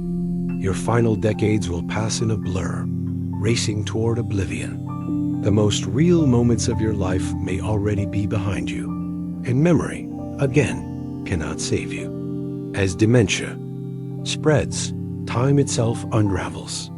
The past collapses into fragments. The present becomes slippery, the future meaningless. Without memory, time ceases to exist, which means time was never out there at all. It was only ever inside your head. So, if time is not steady, not universal, not even real outside perception, then what are you left with? Perhaps only this, an eternal present, a flicker of awareness with no before or after. But even that might be an illusion, because as you read these words, they are already gone, replaced by the next, and the next, and the next. The present cannot be held. It dies as soon as you notice it. And so, stripped of its past and denied its future, the self floats unmoored in a timeless void. You believe you are traveling forward, but you may only be circling, spiraling, or standing perfectly still, while the illusion of motion washes over you. What then is your life, if not a story told by a memory about a time that never was? Who are you? It seems like a simple question. You have a name, a body, a history. You recall childhood memories, carry ambitions, feel emotions. You sense continuity, that the child you once were grew into the adult you are now, and that the future self will still be you. But what if this is just a comforting illusion? What if the self is not a solid core, but a shifting shadow cast by a brain that refuses to admit its emptiness? Begin with the brain itself. Neuroscience shows no single location where the self resides. Slice into the brain, probe its tissues, and you will find networks for vision, for hearing, for memory, for movement. But there is no throne room where the I sits. The philosopher Daniel Dennett describes the self as a center of narrative. Gravity, not an entity, but a story you tell to hold scattered experiences together. Like a character in a novel, you exist only because your brain insists on writing you into every page.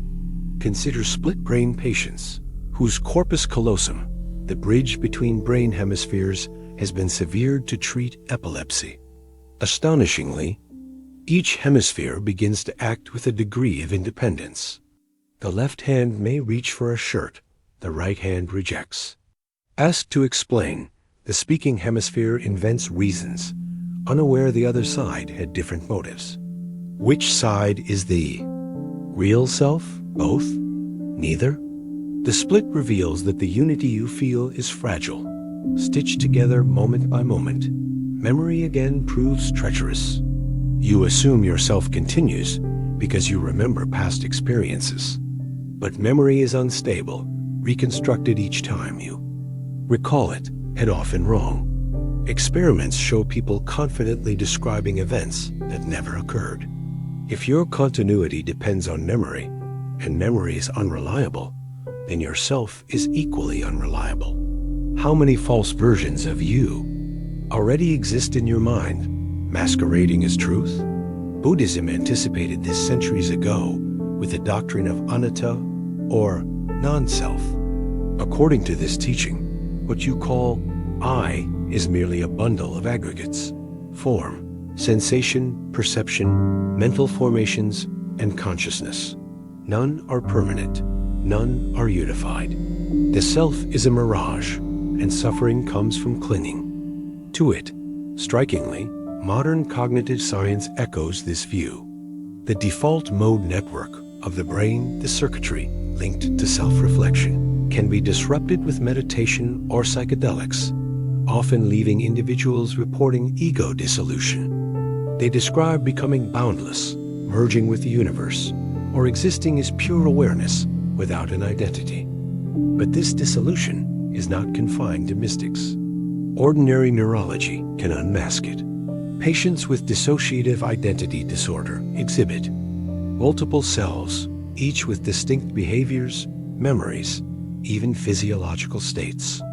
One identity may be allergic to a substance another tolerates. The body remains constant, but the self fragments into many. If more than one self can inhabit a single brain, then which is the real one? Or consider Alzheimer's disease. As memories erode, loved ones insist the person is still there. But who remains when the scaffolding of identity crumbles? If you lose all recollection of your past, all recognition of those you loved, and all awareness of who you are you still you? Or has the original self died, leaving behind only a body animated by habit and reflex?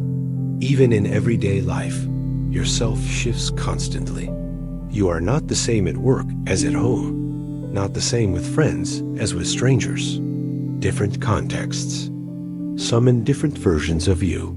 Social psychologists argue that identity is not fixed, but fluid, a mask that changes with circumstance. The illusion of continuity is maintained only because the masks change gradually, not abruptly. Philosophers have long probed this instability. John Locke claimed that personal identity is rooted in memory. If you remember being a person, you are that person. But this leads to paradoxes. If an old general remembers being a middle-aged officer, and that officer remembers being a boy, but the general cannot recall his boyhood, then is the general still the boy?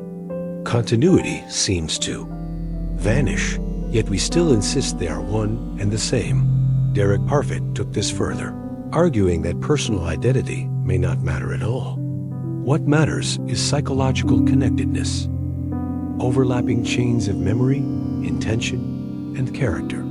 If those links weaken, your self gradually dissolves. Survival does not require identity, only continuity of mental patterns. In Parfit's chilling conclusion, the self is not what matters, just the traces it leaves behind. This becomes terrifying when applied to thought experiments. Imagine teleportation. Your body is scanned, destroyed, and reconstructed atom by atom on Mars. The replica has your memories, your personality, your identity. But is it you, or merely a copy? If the original survives alongside the duplicate, both claim to be you. Which is true? Both? Neither? If identity can split, perhaps it never truly existed at all. Even biology betrays the illusion. Every 7 to 10 years, nearly every cell in your body is replaced. You are physically not the same person you once were. The continuity you feel is not material, but mental. And if the mental itself can fracture, fade, or multiply, then what anchor remains? Perhaps the most disturbing realization is this: the self is not only fragile, but unnecessary.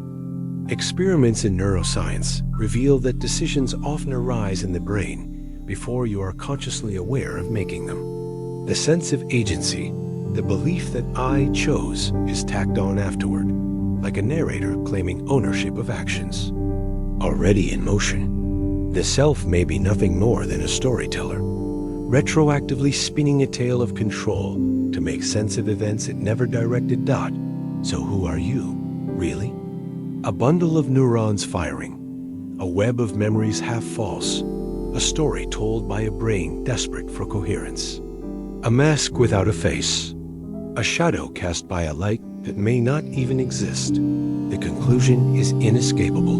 The self you cling to so tightly may never have been there at all. Open your eyes, look around. The colors, the shapes, the textures, this is the world, solid and certain, or so you believe. But what if everything you see, hear, and touch is not reality itself, but only a fragile hallucination crafted by your brain? What if the universe you trust is nothing more than a convincing simulation designed by your nervous system to keep you alive, not to show you truth? Begin with perception. Photons strike your retina, triggering electrical signals that travel through the optic nerve to the brain. Yet the brain never sees light directly. It receives only pulses of electricity, and from these pulses, fabricates an image of the world. Color, for instance, does not exist outside your mind. There are only wavelengths of light, which the brain translates into the subjective experience of red, blue, or green. Bees see ultraviolet patterns invisible to you. Snakes sense infrared heat. Bats perceive the world through echoes. Each species lives in a private reality, an umworld constructed from the narrow slice of data its senses can detect. Your umworld is no exception. You navigate through a carefully curated model, blind to most of reality. You do not hear the electromagnetic hum of the earth, though it vibrates around you. You cannot see radio waves crisscrossing the air, though they carry voices and images. You are deaf to the frequencies whales use, blind to the polarizations bees follow, numb to magnetic fields birds navigate. Your senses slice away nearly all of existence, leaving you with a thin sliver, a survival-focused cartoon. And even that cartoon is full of lies. Consider optical illusions. Two identical lines appear different lengths depending on context. A gray square looks white when surrounded by darker shades, black when placed among lighter ones. Your brain constantly edits reality, altering what you see to fit patterns it expects. You never perceive the world as it is. You perceive the world as your brain predicts it should be. Modern neuroscience calls this the predictive brain theory. Rather than passively receiving input, the brain actively generates hypotheses about reality and then updates them with sensory data. You do not see reality, you hallucinate, and then correct those hallucinations with feedback. As neuroscientist Anil Seth puts it, perception is a controlled hallucination. If perception is a hallucination, what of time? You feel the present as a crisp, moving instant. But physics denies this. Einstein's relativity shows that past, present, and future are woven into a four-dimensional block. The flow of time is an illusion, a trick of consciousness. Neuroscience agrees. The brain stitches together milliseconds of input into a seamless now. If it did not, motion would fragment into a series of frozen images. What you call the present is actually the brain's delayed best guess, a reconstruction of events that already happened. You live always slightly in the past. Space itself is not what you think. The solidity of matter is another illusion. Atoms are mostly empty space. The firmness of a table, the resistance of a wall, comes not from solidity, but from electromagnetic repulsion between electrons. When you press your hand against a surface, no particles truly touch. What you feel is the force field pushing you back. You never make contact with the physical world. You hover just above it, convinced of solidity by the signals your nerves send. Dreams reveal how fragile reality is. While dreaming, you inhabit entire worlds, populated with people, landscapes, sensations. You feel fear, joy, pain. Only upon waking do you dismiss it as unreal. But what distinguishes waking life from dreams, other than consistency? Descartes wrestled with this, asking how you could ever prove you are not dreaming now. The same question reappears in modern times as the simulation hypothesis. If computers can someday simulate consciousness indistinguishable from reality, how do you know you are not already inside such a system? Hallucinations and mental illness push the boundaries further. A schizophrenic hears voices no one else can hear, sees figures invisible to others. Yet to them, those perceptions are as real as your own. If their reality can diverge so radically, why assume yours is correct? What authority grants your hallucination more truth than theirs? Perhaps all perception is hallucination yours, simply happens to be socially reinforced. The Matrix popularized the metaphor. What if the world you see is not the world at all, but a constructed simulation? Yet the thought is older. Hindu philosophy speaks of Maya, the veil of illusion covering reality.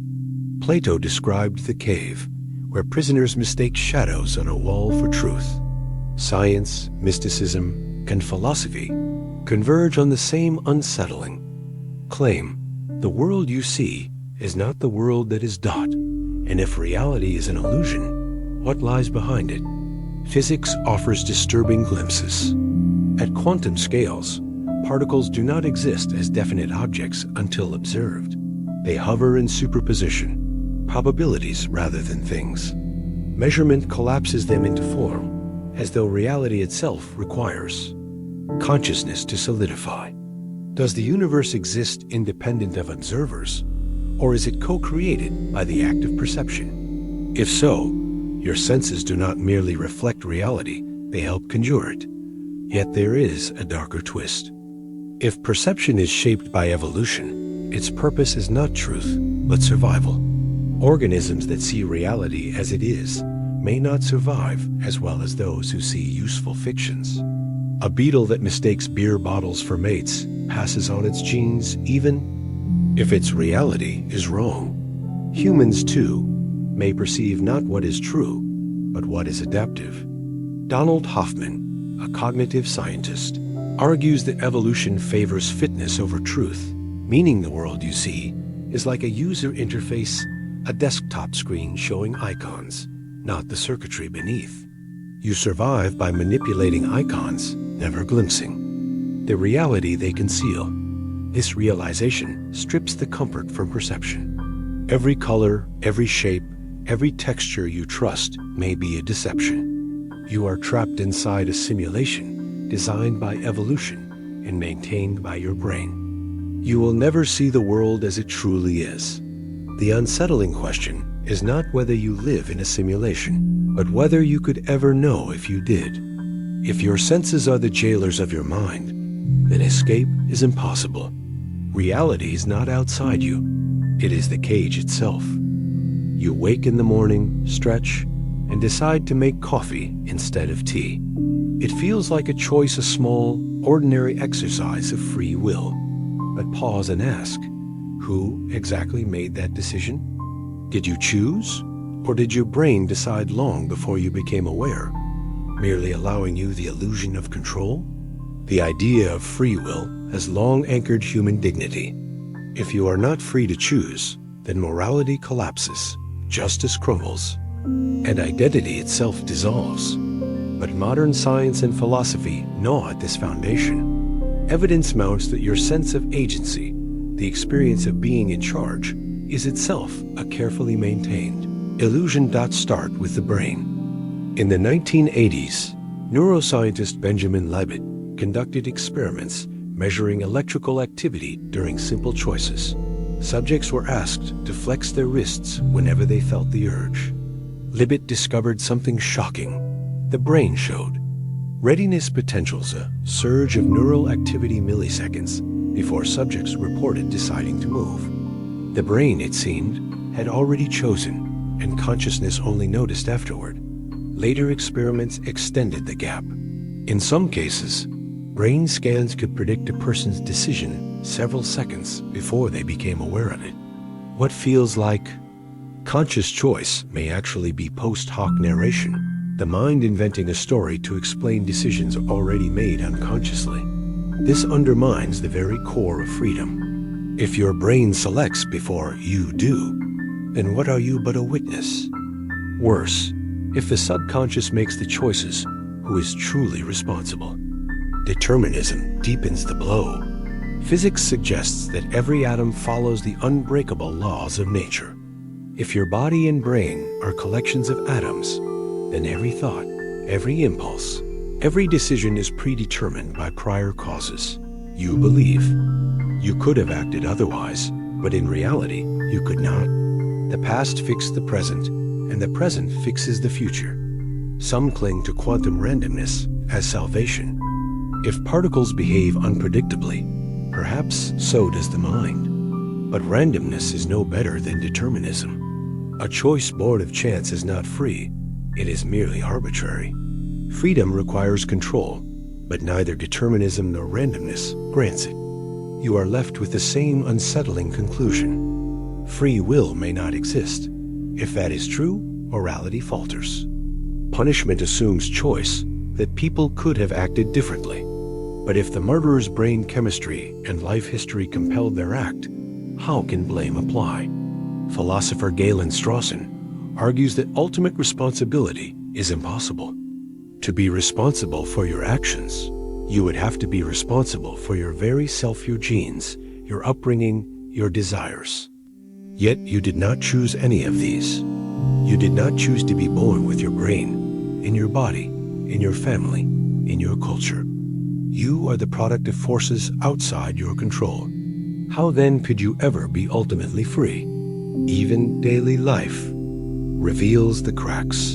Consider habits. You resolve to stop scrolling social media, yet find your fingers opening the app before you realize it. You vow to resist dessert, yet your hand lifts the fork.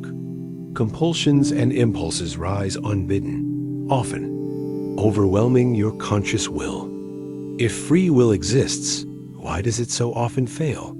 Psychology adds another twist: the illusion of conscious will. Research by Daniel Wegner shows that people often experience agency when none exists. Subjects asked to watch a cursor move on a screen and told to try to influence it report feeling responsible for its motion, even when the cursor's path is entirely pre-programmed. The mind stitches together coincidence into the sense of control. If you can be fooled so easily, how reliable is your everyday feeling of authorship? Perhaps free will is not truth, but narrative. Consciousness weaves a story in which you are the hero, making choices, steering destiny. But behind the curtain, neural machinery churns, mechanical and blind. You are the spokesperson of a hidden process, not its commander. Religion and philosophy wrestle with this collapse. If humans lack free will, what becomes of sin, virtue, reward, punishment? Theologians have long debated predestination versus freedom. Some argue that divine foreknowledge fixes every act, making choice an illusion. Others cling to mystery, insisting freedom must exist even if it defies explanation. Yet perhaps there is another way to see it. Imagine life as a river. You do not control the current. It flows from mountains to sea, regardless of your effort. But you may still steer, adjust, lean into or away from rocks? Is that steering freedom, or merely the appearance of it? Some philosophers argue that even if ultimate free will is impossible, practical freedom exists, the capacity to act in alignment with your desires. Even if those desires themselves are determined, still the unease lingers. If your choices are not yours, and your achievements are not truly earned, and your failures not fully your fault, you are an actor reciting lines written by forces beyond your control. Every thought you think, every word you speak, every love you feel was set in motion long before you. The most terrifying possibility is this: the story of free will may be essential precisely because it is false. Without the illusion of freedom, society might collapse. If people believed they had no control, would they strive, love, sacrifice, or would despair swallow them? Perhaps evolution built the illusion of agency into the brain, not because it is true, but because it is useful. The illusion of choice keeps you moving forward, even if the script is already written. So tomorrow, when you choose coffee over tea, remember, the decision may not be yours. It may never have been yours. But the illusion will persist, as strong and comforting as ever. Close your eyes and ask, who am I? The answer seems obvious. You are a person continuous across time, a single identity stretching from childhood to now. But philosophers, neuroscientists, and psychologists increasingly suggest otherwise. The self may not be real. It may be a construct, an illusion spun by the brain to hold together experience. The idea of self is seductive. You remember your first day at school, the warmth of family dinners, the sting of past failures, the pride of achievements. All these memories bind into a story that feels like you. But memory is notoriously unreliable. Each recollection is not a stored photograph, but a reconstruction, reshaped every time you recall it. False memories easily form. Two people present at the same event often recall entirely different details. If memory is fragile, how stable can the self built on it truly be? The philosopher David Hume argued centuries ago that no enduring self exists. When he searched within, he found only perceptions, sights, sounds, feelings, thoughts.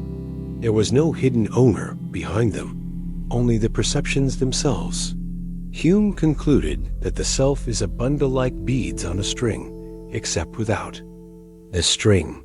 The illusion of continuity comes from the constant flow of experiences, not from any true, unchanging essence. Modern neuroscience echoes this. The brain does not have a single self-center.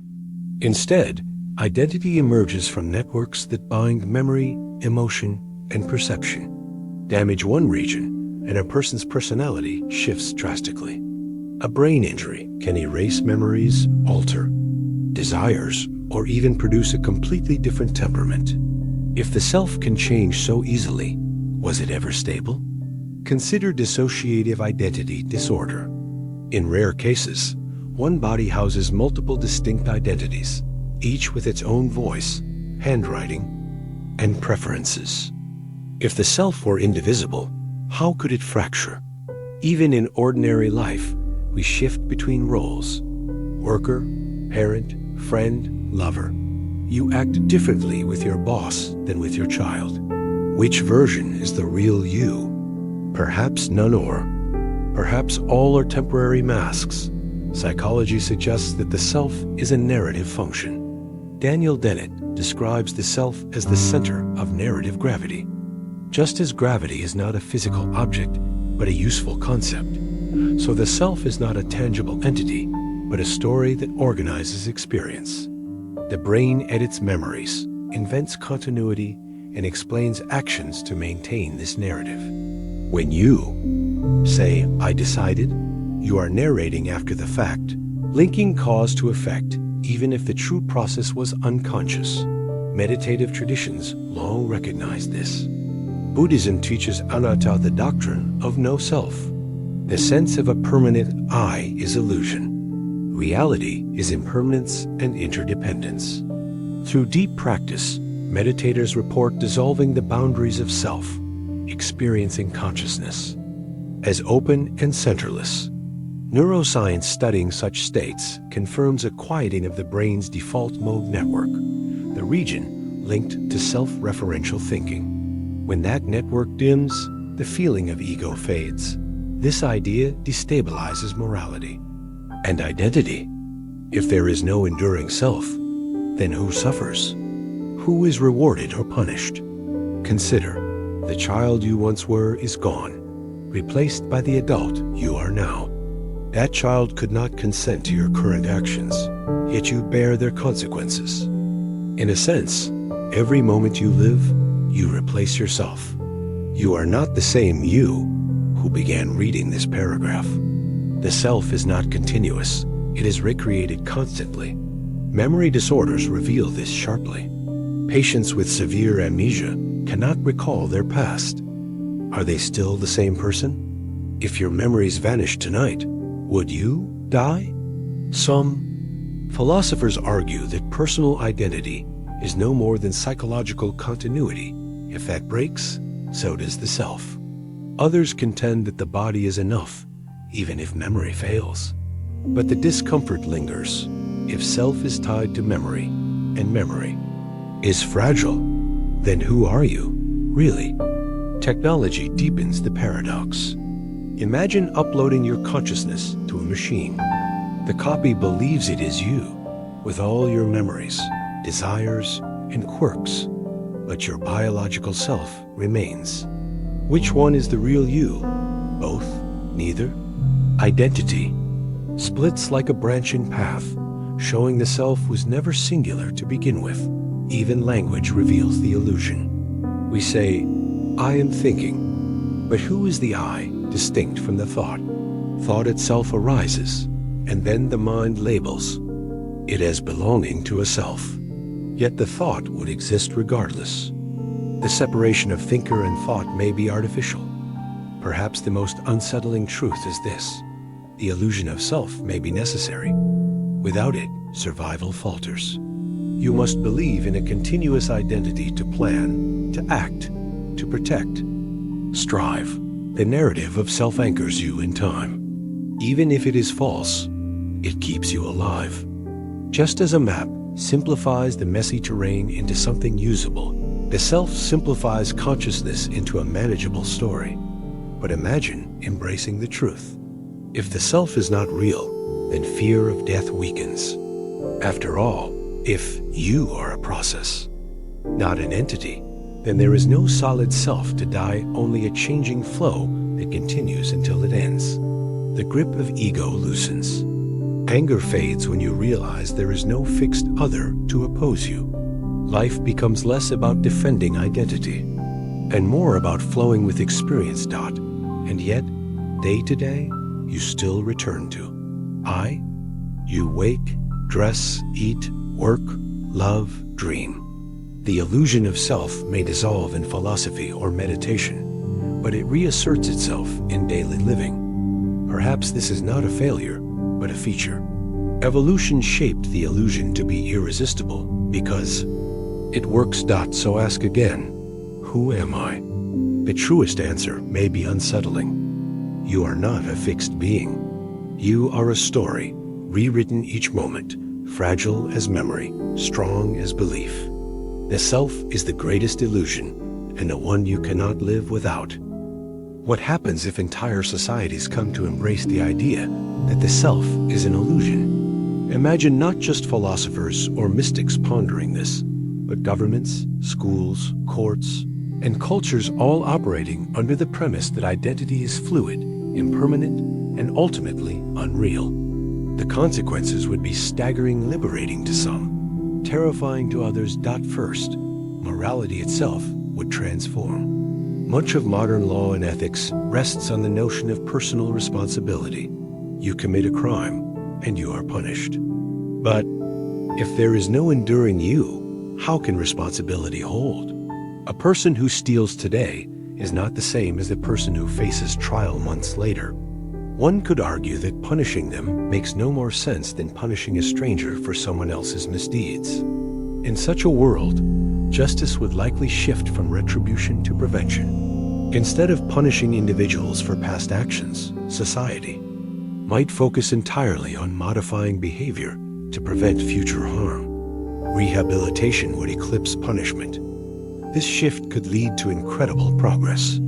Prisons, instead of being cages of suffering, might become centers for psychological restructuring. Courts could abandon the illusion of moral blame and instead evaluate the likelihood of someone's future actions.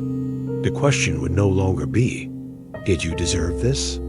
But will this intervention make the world safer and kinder? Such a system could be more humane. Yet it would also feel alien, stripping away the emotional satisfaction of vengeance and justice as we know it. On a personal level, the dissolution of self could both free and destabilize people. Imagine no longer clinging to a rigid identity. Labels like successful, failure, American, Latino, Christian, atheist, rich, or poor would lose their binding power. You could reinvent yourself at any moment, because in truth, there was never a fixed you to begin with. This could unleash creativity, empathy, and adaptability. People might find it easier to forgive others, realizing that the person who hurt them yesterday is not exactly the one standing before them today. The dark side looms as well. If identity is unreal, then commitments weaken. Marriage vows, business contracts, even friendships rest on the idea of a continuing self who makes promises and keeps them. If each moment brings a new self, why should today's self be bound by yesterday's word? Trust, the glue of society, could unravel. To counter this, institutions would need new frameworks, not based on individuals, but on processes, systems, or communities that outlast personal identity. Education would also shift dramatically. Instead of teaching children to find themselves, schools might focus on teaching adaptability and fluidity. The goal would not be to strengthen identity, but to show its impermanence, to train students to flow with change. Lessons in mindfulness, meditation, and cognitive flexibility would replace rigid training for fixed roles. People would be less likely to say, "This is who I am," and more likely to say, "This is who I am becoming right now." Technology would accelerate this transition. Social media already blurs the boundaries of identity, allowing people to curate multiple selves online. Virtual reality could push further, letting individuals slip into entirely new identities for work, play, or even daily life. If self is an illusion, why not experiment with dozens, even hundreds of versions of yourself? In such a world, the very concept of authenticity would collapse. There would be no real you behind the mask-only masks, each as valid as the next. Religions, too, would face upheaval. Traditions that hinge on the permanence of the soul would struggle, while those like Buddhism, which embrace no self, might thrive. The afterlife would lose meaning if there is no enduring self to carry forward. Instead, spirituality could shift toward dissolving ego in the present moment, seeking liberation not through eternal identity, but through its release. Even politics would change. Nationalism depends on collective identity, the idea of a shared we that persists across generations.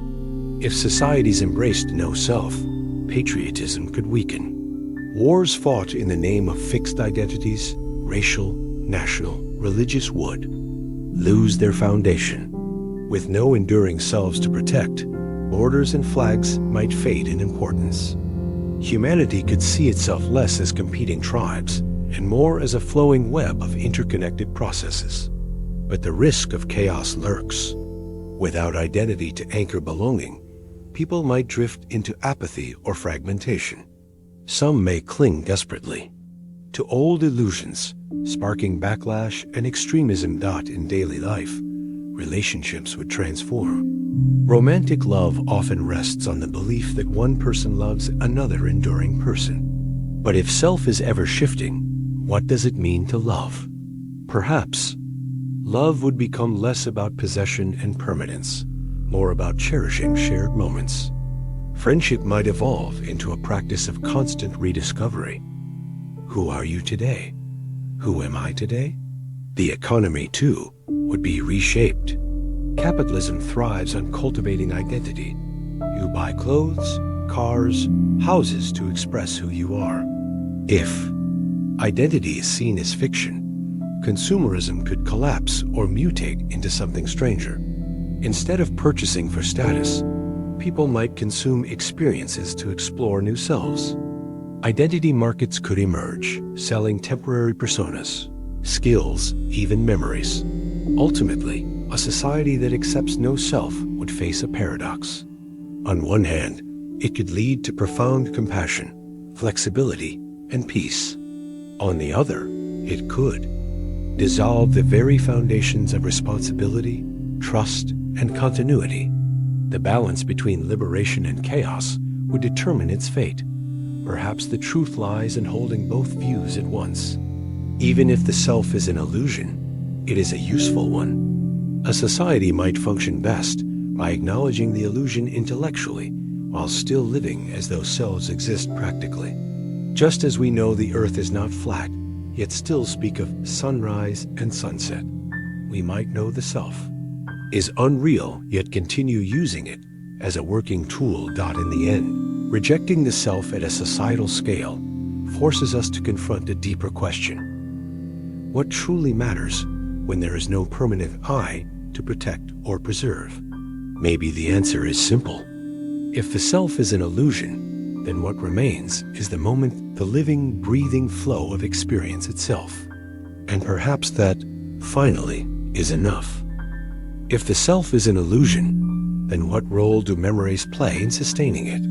Most of us instinctively think that our identity comes from the accumulation of our experiences. We say things like, I am who I am because of what I've been through. But memory is a slippery foundation. Neuroscience shows that memories are not fixed records. They are reconstructed each time we recall them, reshaped by emotion, suggestion, and bias. What we believe to be the bedrock of our identity may be nothing more than shifting sands. Imagine two people, identical in every physical and psychological way at this moment, but with different sets of memories. One recalls a childhood filled with joy, nurturing, and safety. The other recalls trauma, neglect, and fear. Even if their present capabilities are the same, those memories would profoundly shape their sense of self. Yet what if those memories are inaccurate, or even entirely false? Would that make the identity built upon them invalid? Cases of false memory highlight this unsettling truth. People have sworn in court to remember crimes that never happened. Entire lives have been shaped by recollections later proven impossible. In such moments, identity feels like a story we tell ourselves, stitched together not from objective truth, but from subjective fragments. If memory can deceive us so easily, what does that mean for the self it constructs? At the same time, memory is selective. We forget more than we remember, discarding countless moments into oblivion. You have likely forgotten nearly every day of your childhood, except for a handful of vivid moments. Yet you still believe that you were continuously there, living through those forgotten days. The illusion of self demands continuity, and memory provides the glue even if most of the glue is missing. Consider people who suffer from amnesia. Some lose entire decades of memory, waking up as strangers to their own lives. Others, with conditions like anterograde amnesia, cannot form new memories at all. Their self freezes at the moment of brain injury, while the body and behaviors continue. Do we say that they are the same person? Or has the original self dissolved, replaced by someone new wearing the same face? Even more intriguing are cases where memory is artificially altered. Experiments with implanted memories, convincing someone they rode in a hot air balloon as a child, For example, show that identity bends easily around suggestion. If we can be made to adopt false pasts, then the self we cling to is astonishingly fragile. In the future, with advanced neurotechnology, people may edit their memories at will. Would erasing a traumatic event make you a different person? Would uploading a heroic memory into your mind make you more courageous? If so, the self is not a fixed entity, but a mutable narrative, rewritten as easily as a story in a book. Philosophy has long wrestled with this. John Locke famously argued that personal identity is based on continuity of memory. If you remember doing something, then you are the same person who did it. But this creates paradoxes. Suppose an old man remembers his middle age, but not his youth. The middle-aged man remembered being a child, but the old man does not. By Locke's logic, the old man is the middle-aged man, and the middle-aged man is the child, but the old man is not the child. Identity collapses into contradiction. That modern science complicates things further. Neuroscience shows that memory is not stored in a single place, but distributed across neural networks. Each recall involves reshaping, even corrupting the memory. This means that the very act of remembering subtly changes the past you rely on to define yourself. Every time you say, "This is who I am because of what happened," you are basing yourself on a memory that is no longer what it was. The first time you lived it. There is also the question of collective memory. Nations, religions, and families build identities not just on individual memories, but on shared narratives. These too are often selective, glorifying certain events while erasing others. Just as the individual constructs an illusory self through memory, entire societies construct collective selves through remembered history. Wars, myths, and legends become the memory of a culture, shaping its actions and values. Yet these collective memories are as fragile and distorted as personal ones. History is written, rewritten, and erased, just like the self. In the end, memory is less a faithful recording than a storytelling device. It gives coherence to the present by weaving the past into a narrative arc. But a story is not the same as truth. It is selective, shaped by perspective, edited for meaning. Perhaps what we call the self is nothing more than the main character in this story, a character invented by memory to make sense of an otherwise chaotic stream of experiences. And yet, the illusion works. Without memory, there is no anchor, no thread of continuity. We would live in pure present, moment to moment, like some forms of amnesia patience. Some spiritual traditions say this is enlightenment, the dropping of memory's illusions, the dissolving of self. But for most of yes, it feels terrifying. Without memory, we cannot say who we are, where we came from, or where we are going. Thus, memory sits at the paradoxical heart of identity. It is unreliable, selective, and often false. Yet it is indispensable. Without it, the illusion of self would collapse entirely. With it, we live in a story that may be half fiction, but feels real enough to carry us through life. Perhaps the truth is not that memory creates the self, but that the self is the memory. Without the story, there is no character. Without the narrative, there is no me. Time is the silent architect of identity. We do not simply exist, we exist across a duration, stretched like a thread from past to future. But what happens if time itself is questioned? If the self depends on continuity through time, then to challenge the nature of time is to challenge the very foundation of the self. We usually think of the self as a traveler, moving from one moment to the next, carrying memories like luggage. But some physicists argue that time does not flow at all. According to the block universe theory, past, present, and future all exist simultaneously, like pages in a book. In this view, you are not moving through time, you are spread out across it. The child you were, the adult you are, and the elder you may become all coexist as different slices of a single four-dimensional structure. If that is true, then the sense of a moving self is an illusion. There is no travel, only the entire timeline already complete.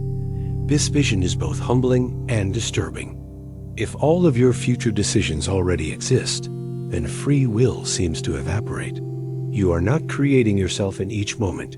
You are merely unfolding along a predetermined track.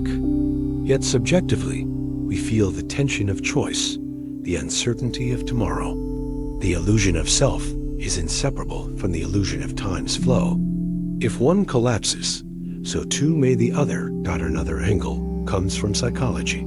Our perception of time is not fixed. Moments of danger stretch into eternity, while joyful times seem to vanish in a blink. Trauma can freeze a person in a single moment for years, while boredom can make minutes crawl. If the self depends on continuity across time, then these distortions of time warp the self itself. Think of how a prisoner locked in solitary confinement loses their grip on time, and with it, on who they are. Memory adds another complication. We do not recall time as it happened, we reconstruct it. The timeline of our life is a curated archive, full of gaps and edits. Our sense of self is really a sense of narrative time, not objective time. Two people may live through the same events, but construct radically different timelines of meaning. One may see their life as a story of triumph over hardship, another as a story of unending struggle. Both timelines may be true in fragments, but the self that emerges depends on which fragments are chosen. But what if time is not continuous at all? Some theories suggest reality is quantized, broken into discrete moments like frames of a film. If that is so, then the self is not a continuous flow, but a flickering sequence of snapshots. The illusion of continuity arises in the same way that a film reel creates motion. Each self exists only in its instant, replaced by another in the next quantum tick of reality. Continuity is a trick of perception, not a fact. Buddhist philosophy anticipated this centuries ago. The doctrine of momentariness, Sanghakavada, holds that all things exist only for a moment before vanishing. What we call continuity is just the rapid succession of momentary phenomena. The self, in this view, is not a stable entity, but a stream of flickering states. Western philosophy reaches similar conclusions through process thought, which sees reality not as things but as events. The self is not a substance moving through time. It is time itself, unfolding as a sequence of experiences. This brings us to an unsettling question. If time is the fabric in which the self is woven, what happens when time unravels? Consider Alzheimer's disease, where the sense of temporal continuity dissolves. A person may live only in the present, forgetting the past as soon as it occurs. The self shrinks to a vanishing point, a perpetual now, without before or after. Is that person still the same self? Or is the self dissolved along with the timeline? At the other extreme lies the idea of timelessness. Mystics, meditators, and people who undergo near-death experiences often describe states where time disappears. Minutes feel like eternity, or eternity feels like a moment. In these states, the self often dissolves as well. Without the anchor of before and after, the I has nowhere to stand. Perhaps the self is nothing but the awareness of moving from past to future. And when that movement ceases, so does the self. But if the block universe is correct, then nothing is truly lost. Every version of you, past, present, future, exists eternally in its slice of space-time. The child self you miss, the elderly self you fear, the present self you question, all are equally real.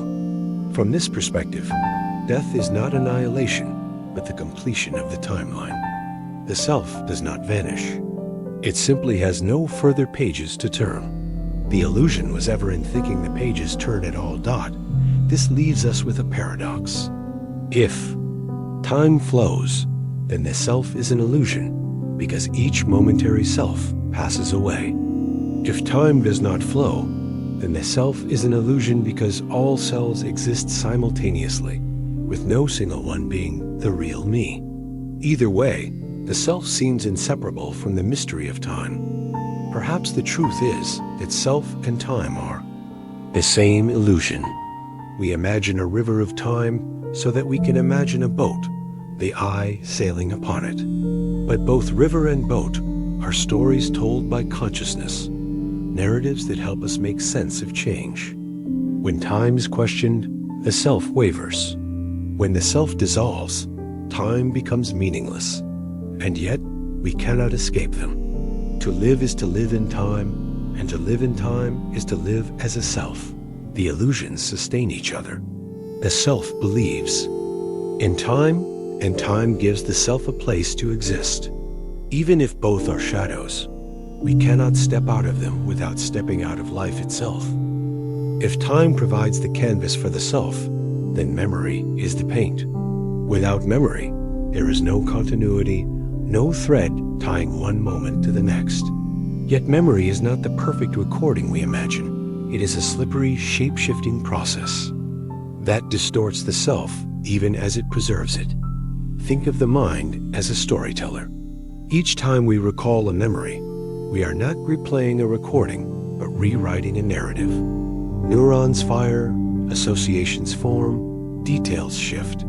Over time, the memory itself changes, molded by new experiences, moods, and desires. What we remember is less about what happened and more about what we need to believe.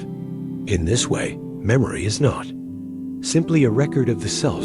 It is an active editor, reshaping the self with every retelling. Consider how siblings remember the same childhood differently. One may recall their parents as strict and unyielding, the other as supportive and protective. Neither account is entirely false, but each represents a selective framing.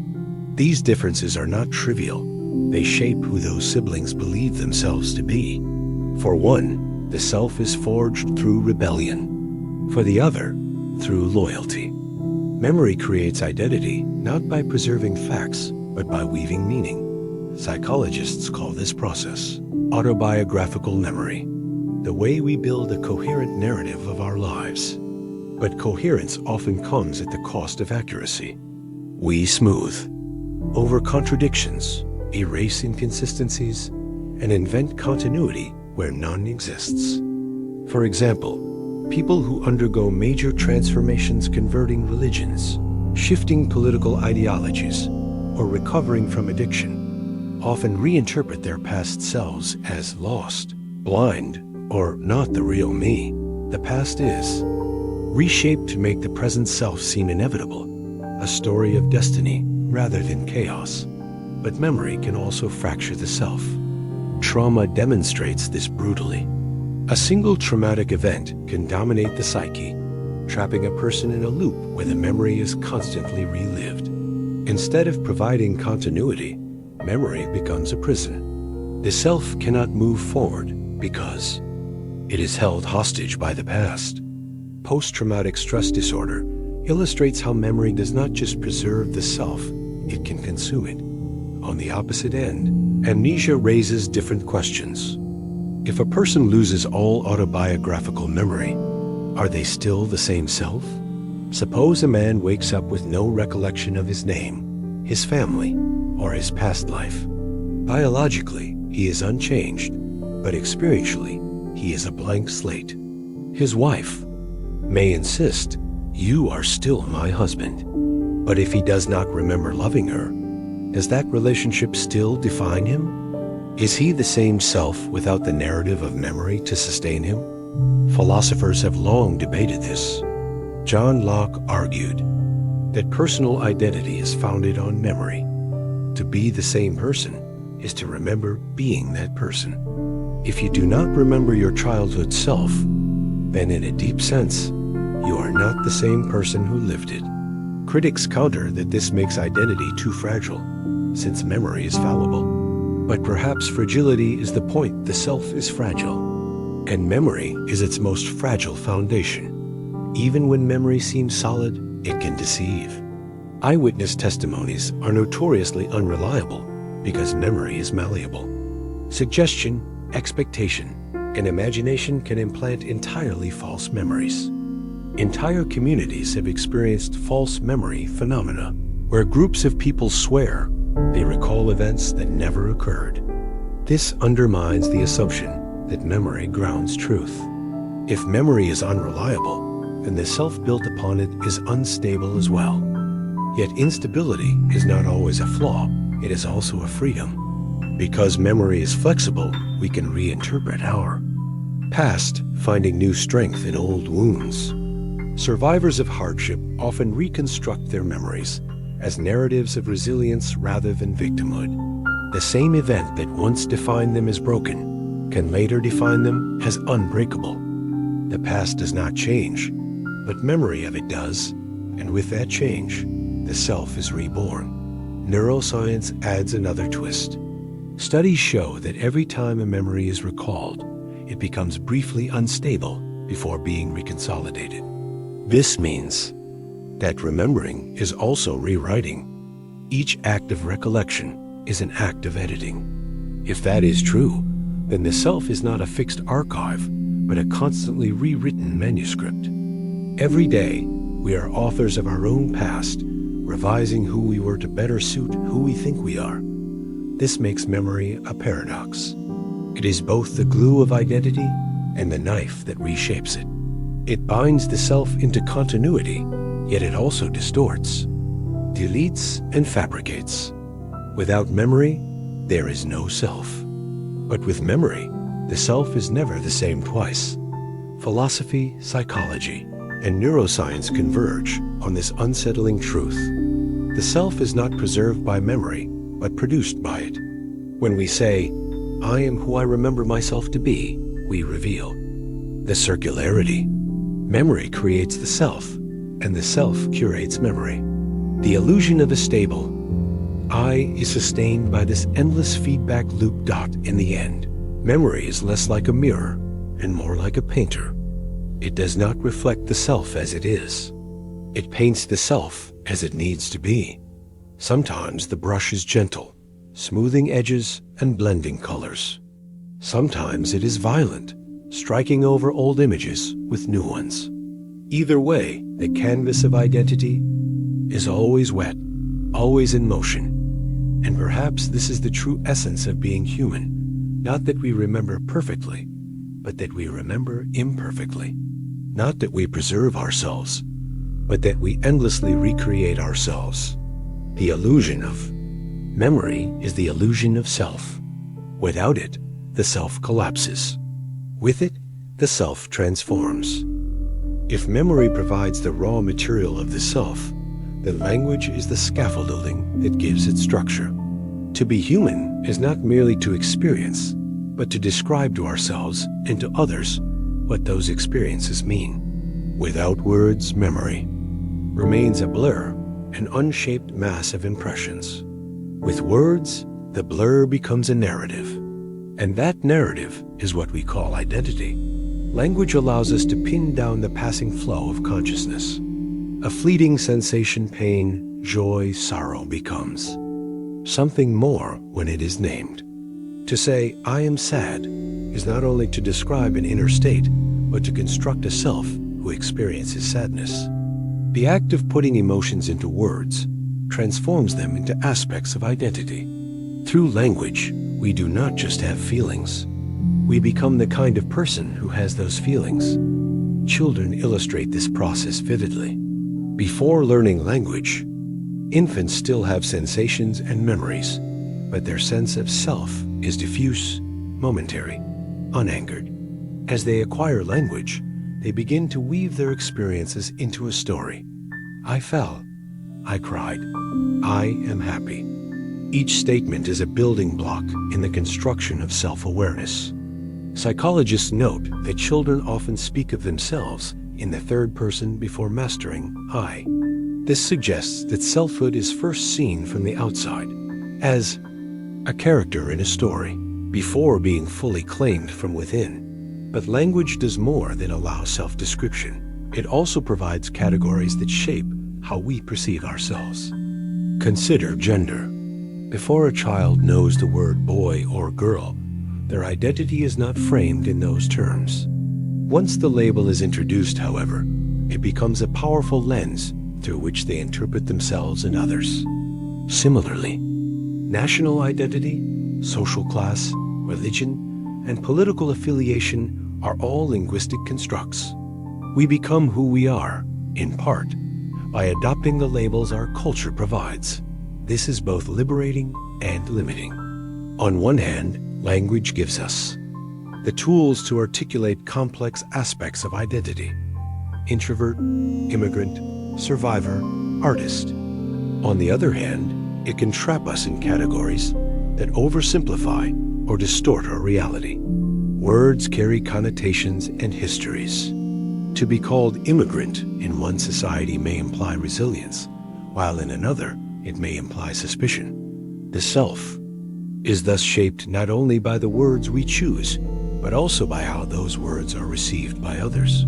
Philosophers like Ludwig Wittgenstein argued that the limits of language are the limits of our world. If so, then the limits of our language are also the limits of our self. For example, in some indigenous languages, the word for I is inseparable from the word for we, suggesting a conception of self that is fundamentally relational rather than individual. In contrast, English emphasizes the singular I, encouraging a more individualistic identity. The structure of language itself nudges us towards certain ways of experiencing selfhood. Neuroscience supports this. Studies show that naming an emotion, I am angry, reduces the intensity of the emotion in the brain. Language regulates inner life, turning raw sensation into manageable identity. Similarly, narrative therapy, a branch of psychology, helps patients heal by rewriting the language of their life stories. By changing how they describe themselves, I am not broken, I am resilient, patients change how they live themselves. Yet, language can also fracture the self. Bilingual individuals often report feeling like slightly different people in each language. The self expressed in Spanish may feel warmer, more familial. The self expressed in English may feel sharper, more individualistic. Switching languages can feel like switching selves.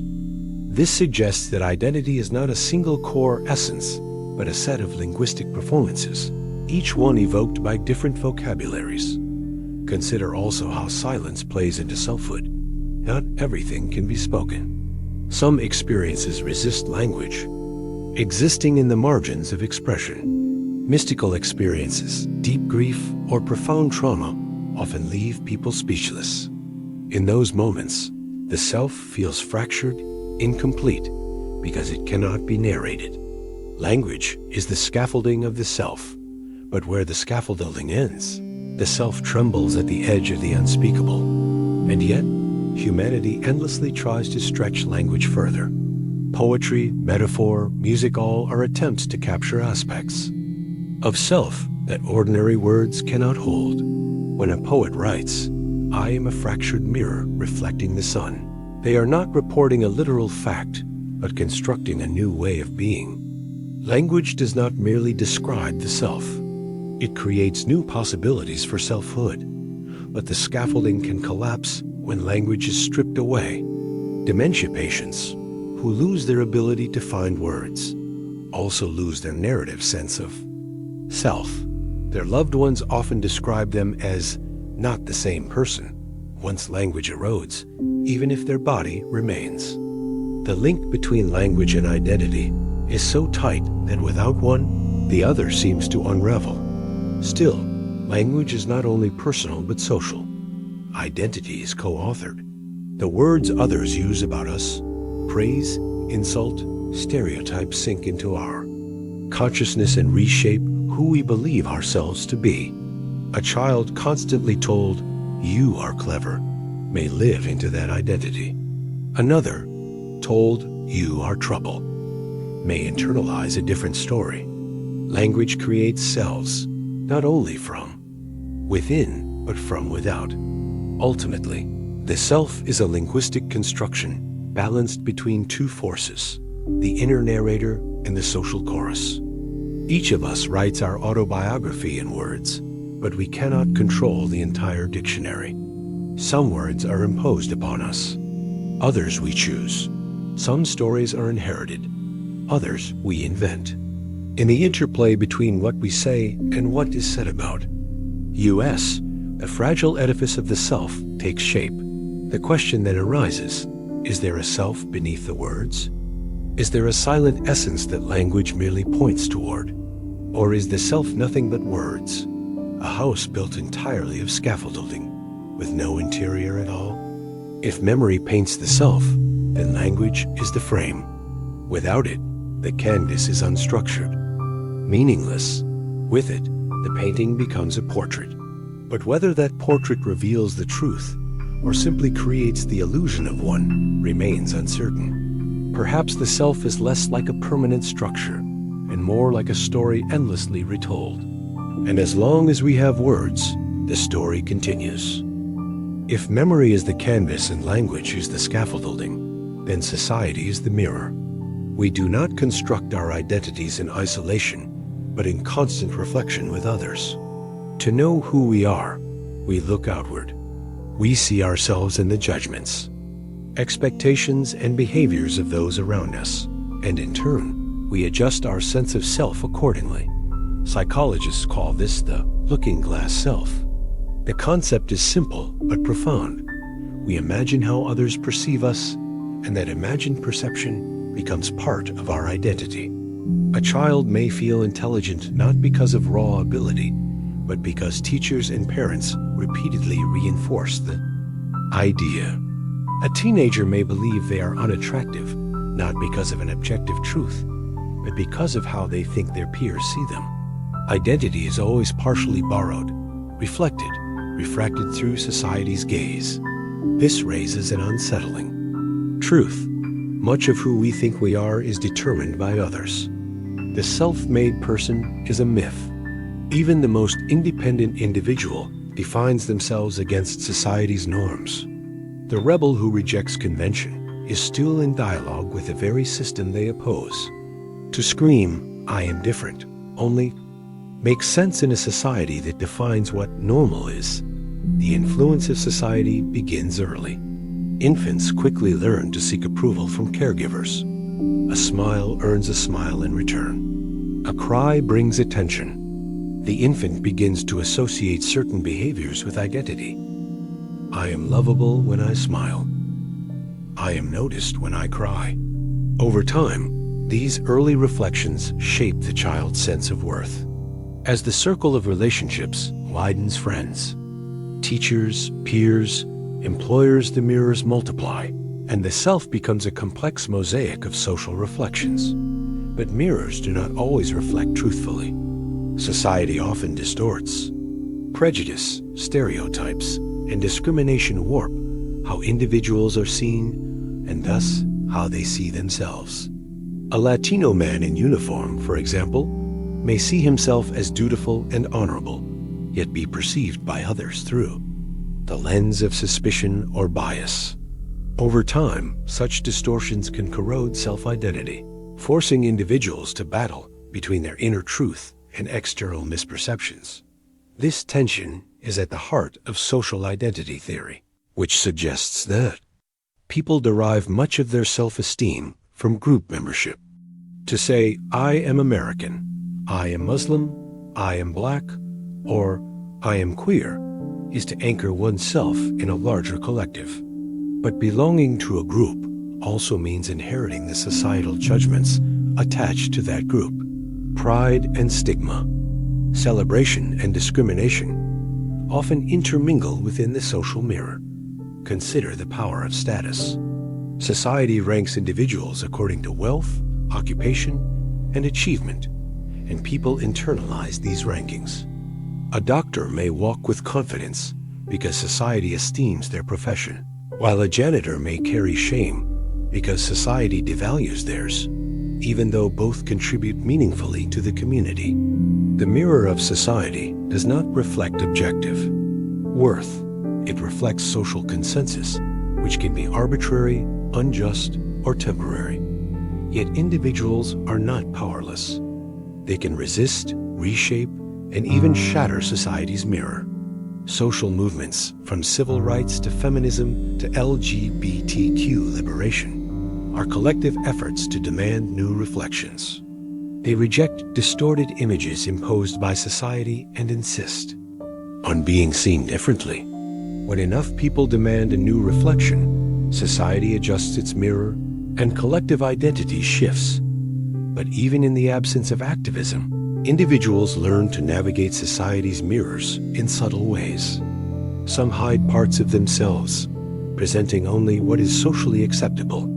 Others craft entirely different selves for different audiences, one identity at work, another at home, yet another online. The modern digital age intensifies this fragmentation. Social media platforms act as endless mirrors, reflecting back curated versions of the self. A person might appear confident and glamorous online while feeling lonely and insecure offline. The mirror multiplies, and with it, the challenge of maintaining a coherent identity. Philosophically, this raises questions about authenticity.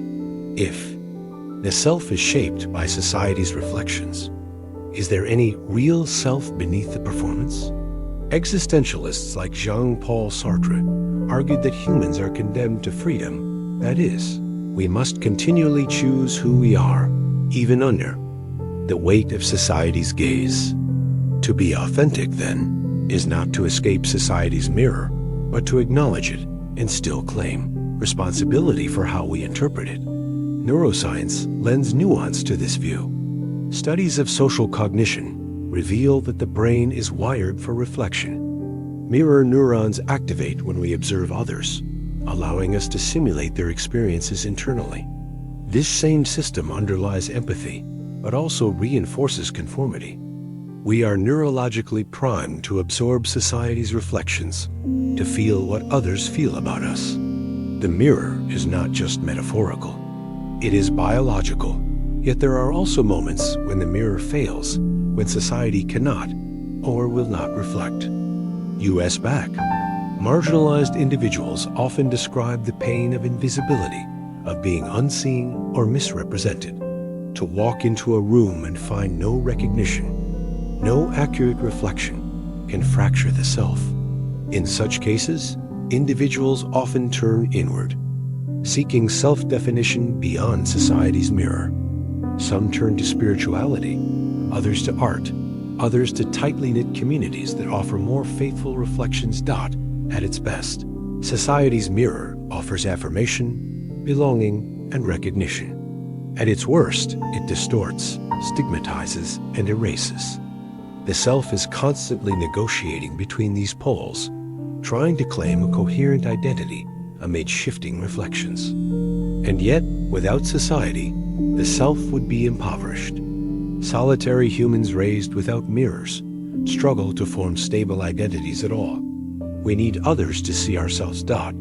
So perhaps the challenge is not to escape society's mirror, but to become discerning about which reflections to accept. Some mirrors are cracked, others are clouded. Some reflect us with kindness, others with cruelty. The mature self learns to recognize distorted reflections, to refuse them, and to seek more truthful ones. Identity, then, is not a passive absorption, but an active curation of reflections. In this way, the self is like a gallery of mirrors, some inherited, some chosen, some rejected. Each reflection adds a layer to the portrait of identity.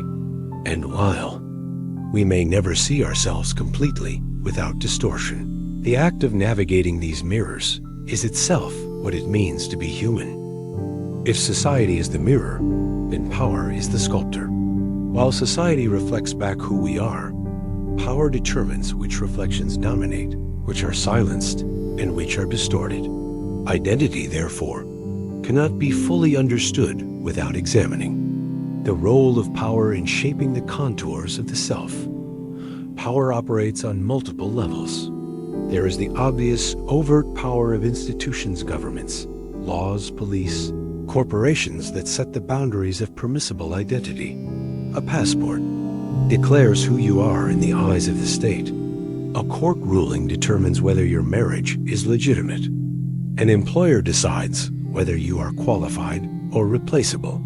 These institutional powers define and constrain identity in visible ways. But there is also the subtler, invisible power that circulates through culture, language, and norms. It tells us what is respectable, what is shameful, what is desirable, what is taboo. It whispers in our minds long before we consciously register its presence. French philosopher Michel Foucault argued that power is not just something exercised from the top down. It is woven into the very fabric of daily life. Schools, hospitals, prisons, and even families become sites where power operates, categorizing individuals, labeling them, and shaping how they see themselves. To be called delinquent, disabled, immigrant, or unfit is not just a description. It is an imposition of identity backed by authority. The labels stick because power enforces them, often subtly, through repetition and recognition. Power also determines visibility. Some identities are spotlighted, celebrated, and normalized, while others are hidden, stigmatized, or erased. For centuries, Western societies glorified whiteness, masculinity, and wealth, while marginalizing those who fell outside these categories. To be born black, female, queer, or poor meant navigating an identity constructed within the shadow of power. Even when individuals resisted, the fact of resistance itself was shaped by the structures they opposed. Power defined the battlefield on which identity was contested. The intersection of power and identity is starkly evident in policing and law enforcement. A young Latino man may be defined not by his own sense of self, but by the assumptions of those in power who see him as suspicious. A judge, a police officer, or an immigration agent may assign an identity illegal, criminal, threat, regardless of the individual's truth. In these moments, power does not just reflect identity, it imposes it. The person's actual experiences, memories, and values are overridden by the authority of the state. Yet power is not only oppressive, it can also be enabling. The same institutions that restrict identity can also expand it. Laws that recognize women's right to vote, same-sex marriage, or indigenous sovereignty fundamentally alter how individuals and groups see themselves. Recognition by power changes the mirror of society. It transforms private experiences into publicly validated identities. When a government acknowledges a people, it gives them space to exist more fully in the world. Still, power rarely shifts without struggle. Individuals and groups must often fight to be seen differently, to wrest control of their own identity from those who would define it for them. Social movements are not just battles for rights, but battles for identity itself. To chant Black Lives Matter is not only to demand protection from violence, but to insist on an identity that power has long devalued. To declare love is not only to advocate for marriage equality, but to affirm that queer identity is legitimate and beautiful, despite centuries of suppression. But power is not always external.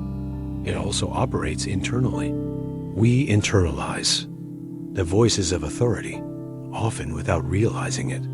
A person who has been told all their life that they are inferior because of race, class, or gender may begin to believe it, even without active oppression. Power implants itself in the psyche, shaping how individuals evaluate themselves.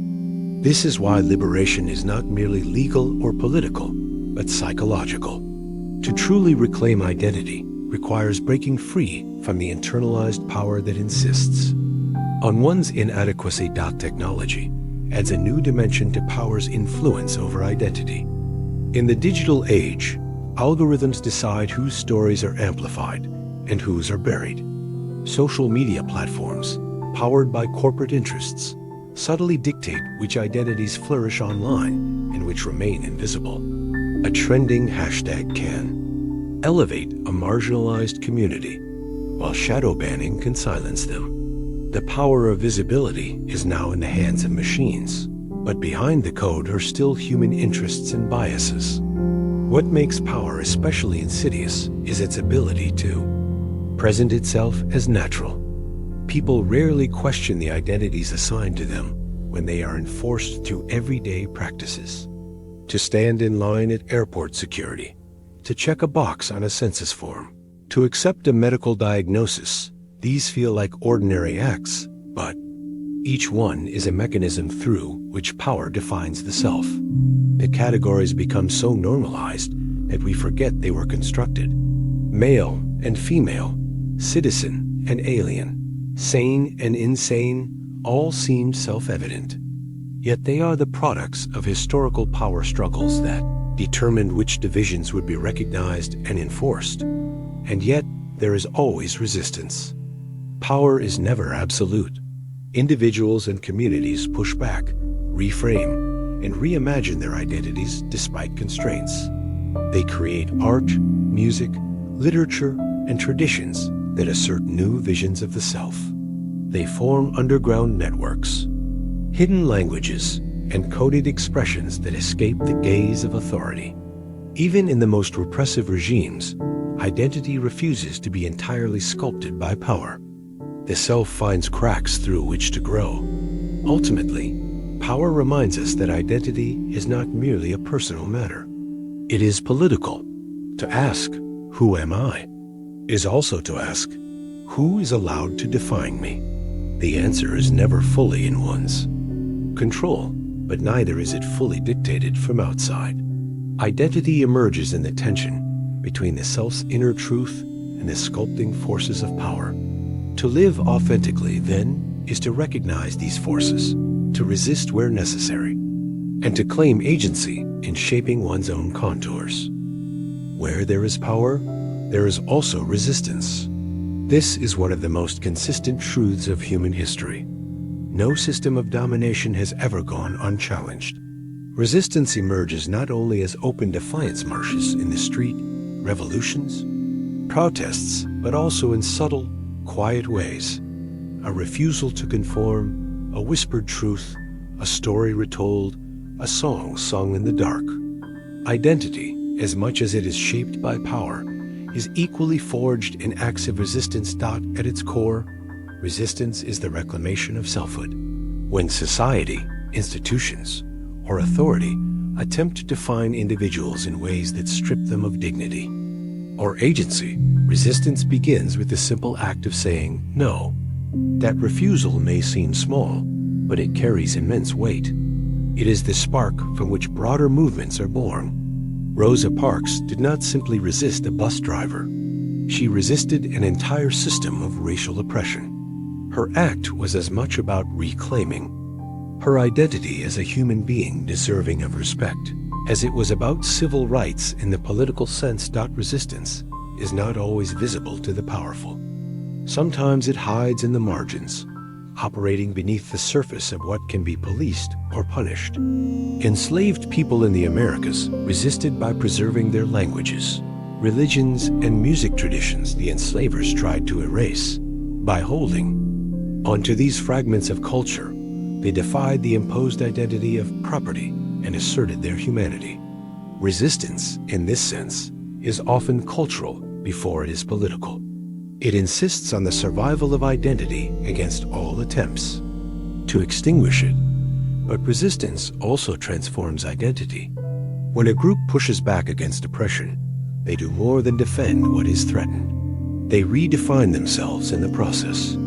The women's suffrage movement, for example, did not only demand voting rights, it reimagined womanhood itself, shifting the identity of women from passive dependents to active political agents. Similarly, LGBTQ+ resistance movements, from the Stonewall riots onward, reframed queer identity, not as a pathology to be hidden, but as a vibrant, legitimate expression of love and life. Resistance is thus not only oppositional, It is creative. It builds new ways of being. There is also a psychological dimension to resistance. For individuals who face systemic oppression, resisting can mean the refusal to internalize society's negative definitions. A young person who is constantly told that their race, gender, or class makes them inferior may resist simply by believing in their own worth. This is not an easy act. It requires immense strength to silence the internalized voices of power. Yet this form of resistance is often the foundation for larger collective movements. Before people can march in the streets, they must first believe in their right to exist as they are. Art has always been one of the most powerful mediums of resistance. A poem, a mural, a novel, or a song can pierce through the walls of power more effectively than speeches or laws. Oppressed communities often turn to art as a way of asserting identity and resisting erasure. Think of the role of spirituals in African American history, or of muralism in Latin America, or of hip-hop. In marginalized urban neighborhoods, art preserves memory, carries defiance, and envisions alternatives to the world power has constructed. It says, "We exist, and this is who we are." Resistance, however, is never without cost. Those who challenge power often pay with their freedom, their livelihoods, even their lives. History is filled with names of resistors who became martyrs. Martin Luther King Jr., Nelson Mandela before his release, Mahsa Amini, whose death sparked protests in Iran, and countless others, less well known but no less brave. Their sacrifices highlight the risks inherent in reclaiming identity against structures determined to suppress it. Yet paradoxically, such sacrifices often strengthen resistance movements, inspiring others to carry the struggle forward. Importantly, resistance is not always about overthrowing an entire system. Sometimes it is about carving out small spaces of freedom within oppressive structures. A community garden in a neglected neighborhood resists the identity of abandoned. A classroom where marginalized students are encouraged to speak there. Truth resists the silencing imposed by mainstream narratives. A family teaching their children their ancestral language resists cultural erasure. These micro-acts of resistance matter, for they accumulate, weaving resilience into the fabric of collective identity. There is also the paradox of resistance. When power tries to suppress it, it often amplifies it instead. The more violently authority tries to erase an identity, the more forcefully that identity asserts itself. This is why repression so often backfires. Attempts to erase indigenous cultures led to revitalization movements. Attempts to silence women produced louder feminist waves. Attempts to criminalize queer love gave rise to pride. In trying to extinguish identity, power inadvertently fuels resistance, ensuring that the struggle continues. Resistance also reshapes the self on an individual level. To resist is to grow stronger, to discover depths of courage and solidarity one might never have otherwise known. People often describe resistance as transformative. They enter the struggle uncertain, fearful, or hesitant, but emerge with a clearer sense of who they are and what they stand for.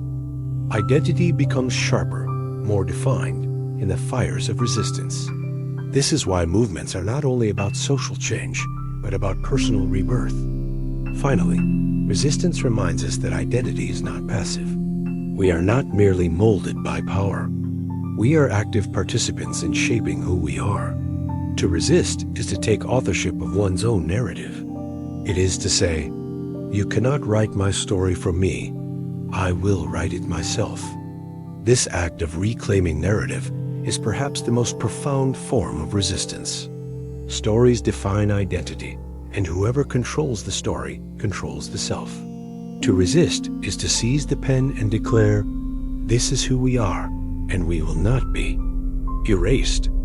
In this light, resistance is not just a reaction to oppression, but a fundamental aspect of human identity. It is the will to endure, to adapt, to create, and to assert selfhood in the face of forces that would deny it. If power sculpts the contours of identity, resistance carves the details, ensuring that the self is not only shaped from outside, but also from within. If resistance is the act of pushing back, then resilience is the art of enduring and thriving despite hardship. Where resistance is often loud, sharp, and defiant, resilience is quiet, steady, and enduring. Together, they form two halves of the human spirit's response to adversity. Resilience is what allows identities, individual and collective, to survive across generations, weathering storms of oppression, loss, displacement, and change. Resilience is not merely survival. To survive is to continue breathing, but resilience means carrying forward one's dignity, values, and traditions, even when the odds are stacked against them. It is about adaptation without surrender. Communities subjected to colonization, for example, demonstrated resilience by holding on to fragments of language, song, or ritual, even as foreign systems sought to dismantle them. These fragments became seeds for cultural revival later, proof that identity can bend without breaking at the level of the individual. Resilience emerges from within, but is often sustained by relationships. A person facing discrimination or hardship alone may feel crushed, but when they are part of a family, a community, or a supportive network, resilience grows stronger. Identity is deeply relational, and so too is resilience. This is why marginalized communities often show extraordinary resilience. They create support systems that provide strength where formal structures deny it.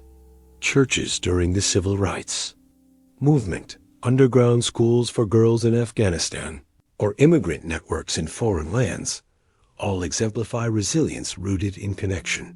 Psychologists describe resilience as the ability to bounce back after adversity. But in truth, resilience is rarely a simple return to what was. More often, resilience reshapes identity, leading to transformation rather than restoration. A survivor of loss, for instance, does not return unchanged. They become someone who carries grief yet finds meaning within it. Similarly, a community devastated by war or disaster rarely returns to its previous state, but often builds a new identity that incorporates both scars and strength. In this sense, resilience is creative. It forges something new out of hardship. Resilience is also deeply tied to memory. To remember is to resist erasure, but to carry memory into the future is resilience.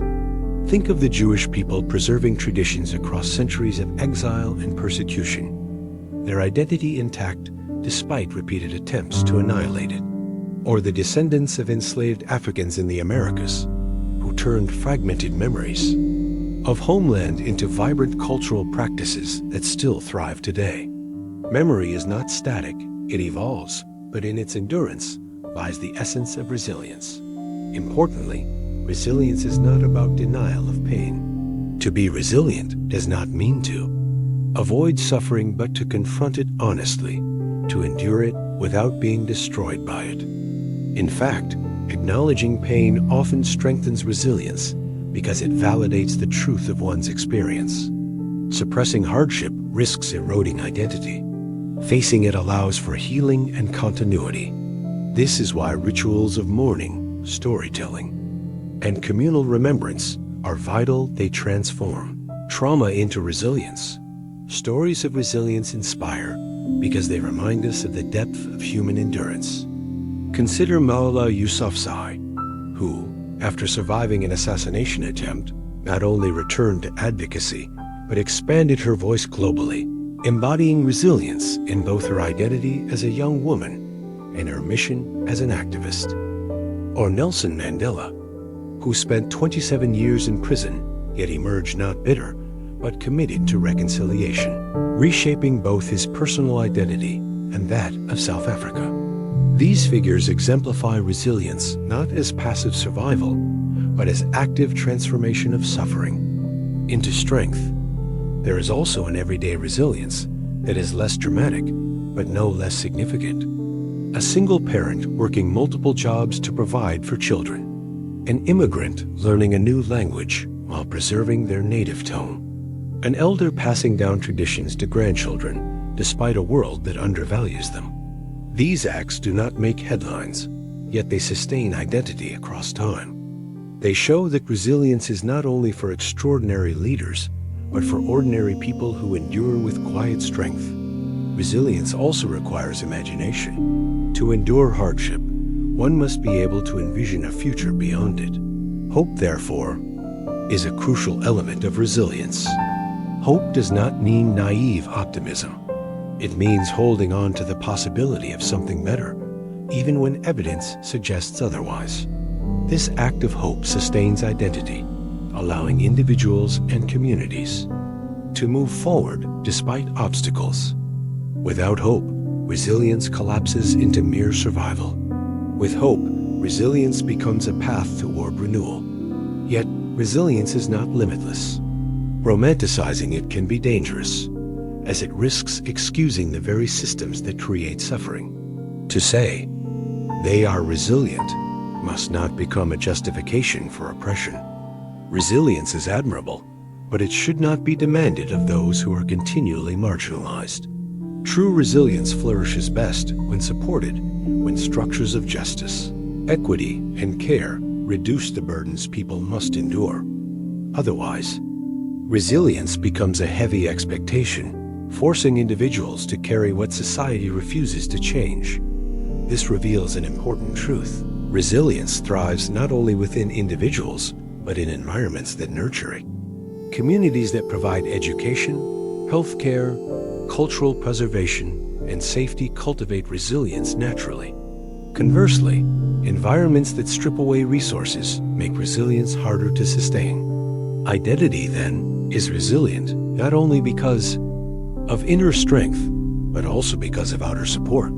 A society that values diversity and justice fosters resilient identities by affirming them rather than suppressing them. Finally, resilience is generational.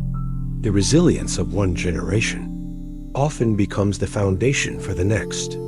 Parents who endure hardship so their children may have a better life pass down a legacy of strength.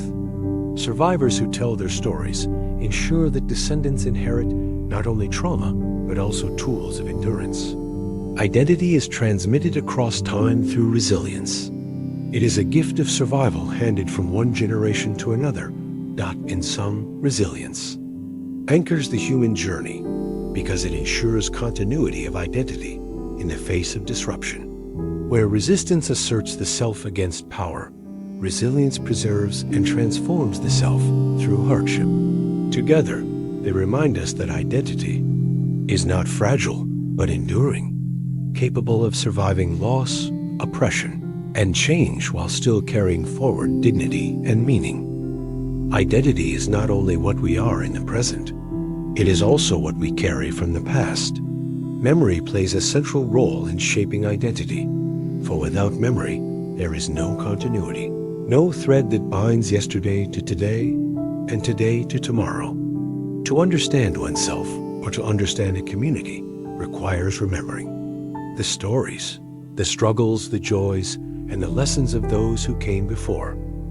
Memory is not a passive archive. It is an active process.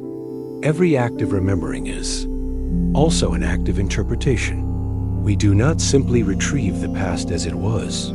We reconstruct it in ways that make sense in the present. This means that identity is never a frozen reflection of history, but a living dialogue between memory and current reality. A family remembers its migration differently in each generation. A nation recalls its wars in ways that shift with political climates. Memory is fluid, yet its influence on identity is profound. Personal memory creates the foundation of selfhood. Ask someone who has suffered memory loss, and they will often say it feels like losing themselves. The memories of childhood, of first, friendships, of triumphs and failures, all combine to give a person a sense of who they are. Our identities are constructed from these remembered fragments. Even the stories we choose to forget or suppress shape us, for the act of forgetting is itself a decision about identity. Collective memory extends this principle to groups. Communities hold on to shared narratives that define their sense of belonging. This is why monuments, holidays, and rituals matter. They anchor memory in physical and symbolic form. A holiday like Juneteenth in the United States does more than recall the emancipation of enslaved people. It reaffirms the identity of African Americans and their ongoing struggle for justice. Similarly, indigenous communities preserving oral histories keep alive not only the past, but the very fabric of their cultural identity. Yet memory is also contested. Different groups remember the same events differently, and these competing memories shape conflicting identities. Consider colonial history. Colonizers may remember it as exploration and progress, while the colonized remember it as oppression and theft. These divergent memories are not merely academic disagreements. They shape national identities, politics, and intergroup relations. Identity, therefore, is often forged in the struggle over whose memory is validated and whose is silenced. Memory is also tied to trauma. For individuals, traumatic memories can haunt and disrupt identity, fragmenting the sense of self. For communities, collective traumas such as slavery, genocide, or forced displacement become defining features of identity across generations. These memories can be heavy burdens, but they can also serve as sources of resilience, uniting communities in shared remembrance and struggle. The Holocaust, for instance, remains central to Jewish identity, both as a tragedy and as a commitment to survival and justice. At the same time, memory has a selective nature. No one remembers everything, nor can a community preserve every detail of its past. Choices are made, consciously or unconsciously, about what to remember and what to let fade. These choices reflect values. What we remember reveals what we consider important. This means that memory is not neutral. It is shaped by power. Governments decide which histories enter textbooks. Families decide which stories are told at the dinner table. Communities decide which heroes are honored and which are forgotten. Identity, therefore, is inseparable from the politics of memory. Technology has changed the way memory functions. In earlier times, memory was fragile, dependent on oral tradition, manuscripts, and rituals. Today, digital technology stores vast amounts of information, creating what seems like a permanent archive. Yet even now, selection occurs. Algorithms highlight certain stories while burying others. Social media amplifies some memories while distorting others. The digital age has not eliminated the politics of memory, it has intensified them. Our identities, mediated through technology, are increasingly shaped by what the digital sphere chooses to remember. Despite its complexities, memory remains a source of meaning. It connects individuals to their families, citizens to their nations, and communities to their ancestors. Without memory, identity becomes unmoored, a drifting presence with no anchor. With memory, identity gains depth and texture, carrying within it the echoes of the past. This is why forgetting, whether through personal loss, cultural erasure, or deliberate suppression, is often experienced as a wound to identity. Importantly, memory is not only backward-looking, it also points forward. The stories we remember guide the choices we make. If a community remembers itself as resilient, it approaches the future with confidence. If it remembers itself as victimized, it may approach the future with caution or defensiveness. Memory provides models, both warnings and inspirations, for what we can become. This is why historical education is so vital. It shapes the collective identity of future generations. Memory also exists in art and culture. Songs, novels, films, and paintings often serve as vessels of memory, carrying the experiences of one generation to the next. For example, African American spirituals carried the memory of enslavement, but also the hope of liberation. Literature like 100 Years of Solitude encapsulates the memory of Latin America's history of colonization, dictatorship, and resilience. Art not only remembers, but reimagines, offering identity a creative means of renewal. In personal lives, rituals of memory, birthdays, anniversaries, funerals serve the same function. They anchor identity by marking the passage of time and honoring connections. Even small acts, like revisiting an old photograph or telling a family story, reaffirm identity. In this sense, memory is not grand or abstract. It lives in the details of daily life. At its core, memory reminds us that identity is not isolated. We are who we are because of those who came before us, those who walked with us, and those whose stories we inherit. Remembering them is not only an act of respect, it is an act of self-definition. To forget them would be to lose part of ourselves. Thus, memory shapes identity not only by preserving the past, but by actively guiding the present and the future. It ensures continuity, fosters belonging, resists erasure, and inspires transformation. Without memory, identity dissolves into fragments. With memory, it becomes a living story, always unfolding, always connected. Tradition is one of the most powerful forces in shaping identity, both personal and collective. It acts as a bridge between past and present, offering continuity while also providing a framework for adaptation. At its core, tradition is the practice of handing down values, beliefs, customs, and rituals from one generation to the next. Yet tradition is not simply repetition. It is a living, evolving process in which each generation interprets and reshapes what has been given to them. In this way, tradition both preserves and transforms identity. For individuals, tradition provides a sense of belonging and grounding. Consider the rituals of family life, holiday meals, bedtime stories, or cultural festivals. These practices create a rhythm of familiarity that reinforces a person's connection to their roots. A child who grows up celebrating Lunar New Year, Diwali, or Thanksgiving develops not only an awareness of cultural heritage, but also a personal identity shaped by these recurring moments of connection.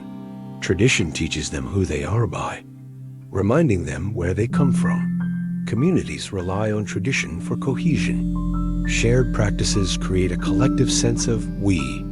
Whether it is singing a national anthem, participating in a religious ceremony, or observing a cultural festival, traditions act as symbolic markers of identity. They say, "This is who we are together." Such shared practices strengthen bonds within the group while distinguishing it from others. Tradition, therefore, is both inclusive and exclusive. It unites insiders while drawing boundaries against outsiders. At the same time, tradition is never static. While it may appear ancient and unchanging, closer examination reveals that traditions adapt to new circumstances. For example, many cultural festivals incorporate modern elements, digital broadcasts, new music styles, or contemporary forms of expression, while still preserving core symbolic practices. This flexibility allows traditions to remain relevant, ensuring that identity is not a museum piece, but a living force. The adaptive nature of tradition is particularly evident in diasporic communities. Migrants who leave their homeland often carry traditions with them as anchors of identity in a new land. However, those traditions inevitably change in the process.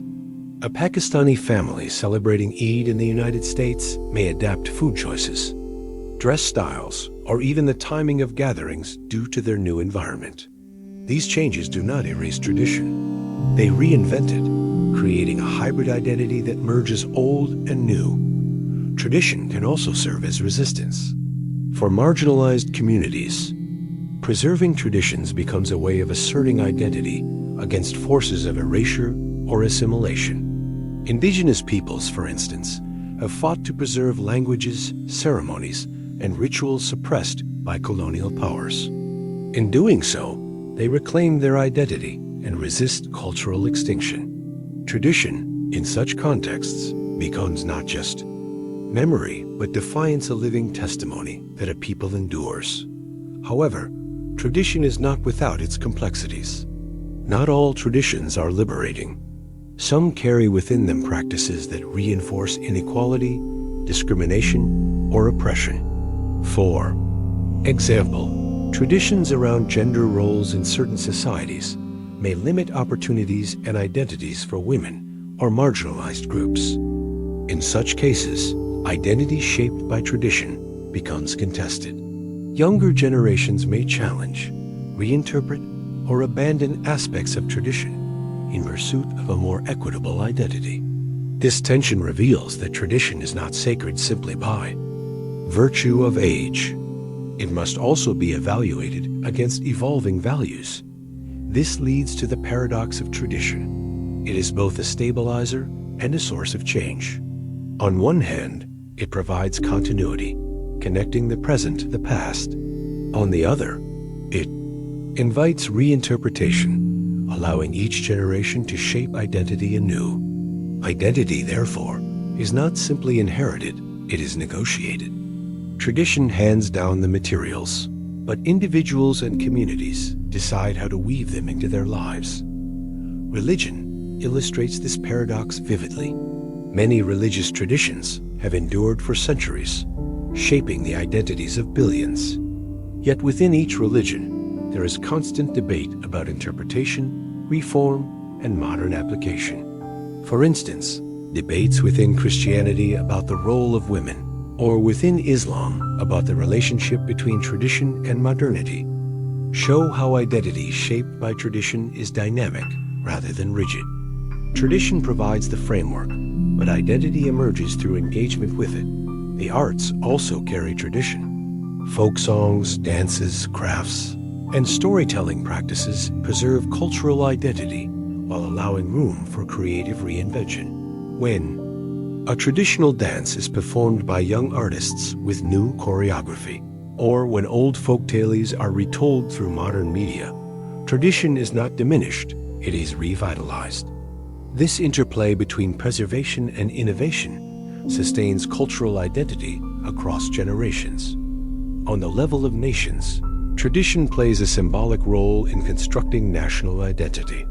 National holidays, flags, ceremonies, and symbols often draw from historical traditions to legitimize political authority and foster unity. However, even these ancient traditions are often inventions or reinventions, carefully crafted to serve contemporary purposes. What appears timeless is often deliberately constructed, yet the effect is the same. Tradition, whether authentic or reimagined, roots national identity in a shared sense of continuity. Globalization complicates tradition further. In a world where cultures interact constantly, traditions spread, mix, and transform. Sushi becomes global cuisine, yoga is practiced worldwide, and Christmas is celebrated in places far from its origins. This diffusion blurs cultural boundaries, creating hybrid identities that blend multiple traditions. Some celebrate this as enrichment, while others fear it as dilution. In either case, the interplay of tradition and globalization reshapes how identities are understood and lived. Technology, too, influences tradition. Social media allows cultural practices to be broadcast instantly, creating new forms of tradition. A viral TikTok dance can become a tradition of digital culture, shaping the identity of a generation. Online communities create their own rituals, hashtags, memes, annual events that function in much the same way as older traditions. These digital traditions reveal that while the form changes, the human need for shared practices to ground identity remains constant. Ultimately, tradition shapes identity by providing continuity, belonging, and meaning. It ties individuals to families, communities to ancestors, and nations to histories. Yet it also evolves, ensuring that identity is not frozen but alive. When engaged critically and creatively, tradition becomes a source of strength, resilience, and inspiration. It reminds us that we are not isolated fragments, but part of a larger story that stretches across generations. Thus, tradition sustains identity not by imprisoning it in the past, but by giving it roots from which to grow. In honoring traditions, while reinterpreting them, individuals and communities forge identities that are both faithful to their origins and responsive to their futures. Memory is one of the most intimate and powerful forces in shaping identity. It is through memory that individuals recognize continuity within themselves, connecting the child they once were to the adult they have become. Likewise, collective memory links communities to their histories, enabling them to see themselves as part of an ongoing story. Without memory, identity fragments. With it, the self acquires depth, coherence, and meaning. At its most basic level, memory preserves the sense of I. When a person recalls their childhood, education, or personal milestones, they trace a narrative thread through their life. This thread provides a feeling of stability. Despite the many changes of body, circumstance, and environment, there remains a sense of being the same self. The philosopher John Locke argued that memory is the foundation of personal identity, that to remember is to remain oneself. Although modern neuroscience complicates this claim, the underlying insight remains. Memory provides the sense of continuity necessary for identity. Memory also grounds identity in relationships. Families often pass down stories that shape how individuals understand themselves. A person who hears tales of their grandparents' struggles or their parents' sacrifices does not simply learn history. They internalize a sense of belonging to that lineage. These memories become part of personal identity, even if the events were not experienced directly. This is why family albums, heirlooms, and oral histories are treasured. They preserve identity across generations. On a collective level, shared memory defines group identity. Nations, for instance, sustain themselves through the remembrance of pivotal events, independence movements, wars, revolutions, or moments of unity. Americans recall the Revolutionary War. South Africans remember the struggle against apartheid. And Jewish identity is deeply bound to the memory of the Holocaust. These collective memories, enshrined in ceremonies, monuments, and education, shape the we of identity. They teach individuals not only who they are, but also who they are together. Yet memory is not a neutral record of the past. It is selective, shaped by interpretation, power, and emotion. Communities often emphasize certain memories while suppressing others. For example, national histories may glorify victories while minimizing injustices. This selective memory influences collective identity by presenting a curated version of the past. To challenge official memory is often to challenge identity itself, which explains why debates over history can be so heated. Trauma complicates the relationship between memory and identity. For individuals, painful memories can define self-understanding in profound ways. Survivors of war, abuse, or disaster may find their identities deeply marked by those memories. The past intrudes into the present, shaping how they see themselves in the world. At the same time, working through trauma through therapy, art, or storytelling can transform memory into resilience. In such cases, memory does not merely imprison identity. It also provides the ground for healing and growth. Collective trauma functions similarly. Societies that have endured colonization, slavery, or genocide often carry the weight of those memories across generations. Even descendants who did not personally experience the trauma may inherit its psychological and cultural effects. This phenomenon, sometimes called intergenerational memory, demonstrates how the past continues to shape identity long after the events themselves. For example, African American identity cannot be fully understood without acknowledging the memory of slavery and its legacy. In this way, memory is not confined to the individual, it permeates communities. Memory is also creative. Humans do not simply recall. They interpret, reframe, and sometimes reinvent the past to make sense of the present. This is visible in the way personal stories evolve. A person may tell the same story differently at different stages of life, emphasizing new lessons or emotions. Each retelling reshapes memory, and in doing so, reshapes identity. Memory, then, is not static but dynamic, reflecting the needs and perspectives of the present. The fragility of memory reveals its importance.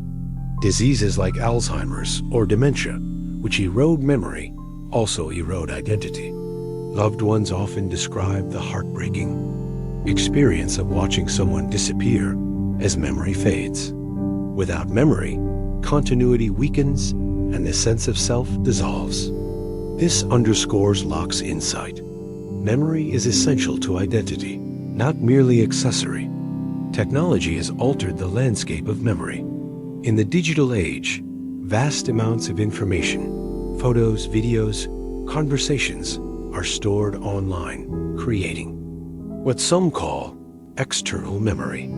Social media platforms serve as archives of daily life, preserving moments that might otherwise have faded. This externalization of memory changes identity. People increasingly define themselves through digital traces, profiles, and timelines. While this can strengthen continuity, it also raises questions. Who controls these memories? What happens to identity when algorithms filter what is remembered and forgotten? Memory and forgetting are two sides of the same coin. Forgetting is often seen as a loss, yet it can also be essential to identity. Individuals forget details that no longer serve them, enabling them to move forward. Societies, too, sometimes engage in deliberate forgetting, erasing painful pasts to allow reconciliation. The balance between remembering and forgetting is delicate. Too much remembering can trap identity in bitterness. Too much forgetting can sever it from its roots. Art and literature play a critical role in preserving memory. Novels, films, songs, and visual art often function as collective memory keepers, transmitting experiences across generations. Toni Morrison's Beloved preserves the memory of slavery. Holocaust memoirs keep alive the voices of survivors. Indigenous storytelling maintains traditions that colonization sought to erase. Through such works, memory becomes embodied in culture, shaping identity not only for those who live the events, but also for those who inherit the stories. Ultimately, memory anchors identity by weaving the past into the fabric of the present. It gives individuals a sense of coherence, families a sense of lineage, and communities a sense of continuity. At the same time, memory is dynamic, selective, interpretive, and evolving. It shapes identity not only by preserving what was but also by reimagining what it means not to live with memory is to live with the awareness that we are not only who we are now, but also who we have been. Our identities are tapestries woven from threads of recollection, colored by both joy and pain, strengthened by both truth and myth. Memory does not simply remind us of the past. It tells us who we are in the present and who we may yet become. Identity is never static. It is always in motion, shaped and reshaped by the passage of time. To understand the self without time is impossible, for who we are is inseparable from who we have been and who we anticipate becoming. Time provides the stage upon which identity develops, decays, transforms, and renews itself. Each moment of life adds a layer to the self, and the self, in turn, interprets those layers as a continuous story. From birth to childhood, identity begins with dependency. A newborn is defined almost entirely through the eyes of others' parents, caregivers, family. At this stage, identity is bestowed rather than chosen. Names, roles, and expectations are given before the child is capable of asserting their own. As time progresses into early childhood, the self begins to emerge through language and play. The moment a child first says "I" marks a profound temporal milestone, the birth of self-awareness within the unfolding of time. Adolescence introduces a more dramatic temporal transformation. This is the stage where time feels urgent, pressing, and filled with possibility. Teenagers often live in the tension between past identities, shaped by family and new identities they are constructing for themselves. This period is marked by experimentation, rebellion, and the search for belonging. Time here acts as a crucible, forcing the self to expand and take shape. What is discovered or rejected in this stage often echoes throughout adulthood, becoming a central part of personal identity. Adulthood stabilizes identity, but it does not freeze it. Time continues to mold the self through careers, relationships, and responsibilities. The choice is made in adulthood, whether to marry, whether to have children, whether to pursue certain goals, solidify certain aspects of identity while closing off others. Yet even in adulthood, the self is not fixed. People reinvent themselves, change careers, leave relationships, or undergo spiritual awakenings. Time ensures that the possibility of transformation never disappears, even when identity seems settled. Aging brings identity into a new temporal relationship, the awareness of finitude. As people grow older, time becomes not just a background, but a central feature of identity. The elderly often look back on their lives, evaluating the story they have lived. This retrospective perspective shapes identity differently than in youth. The self is no longer defined by future possibilities, but by past achievements, regrets, and legacies. Erik Erikson described this as the final stage of psychosocial development, integrity versus despair. To accept one's life as meaningful is to embrace an identity that endures even as time runs out. Time does not only shape identity on an individual level, it also influences collective identities.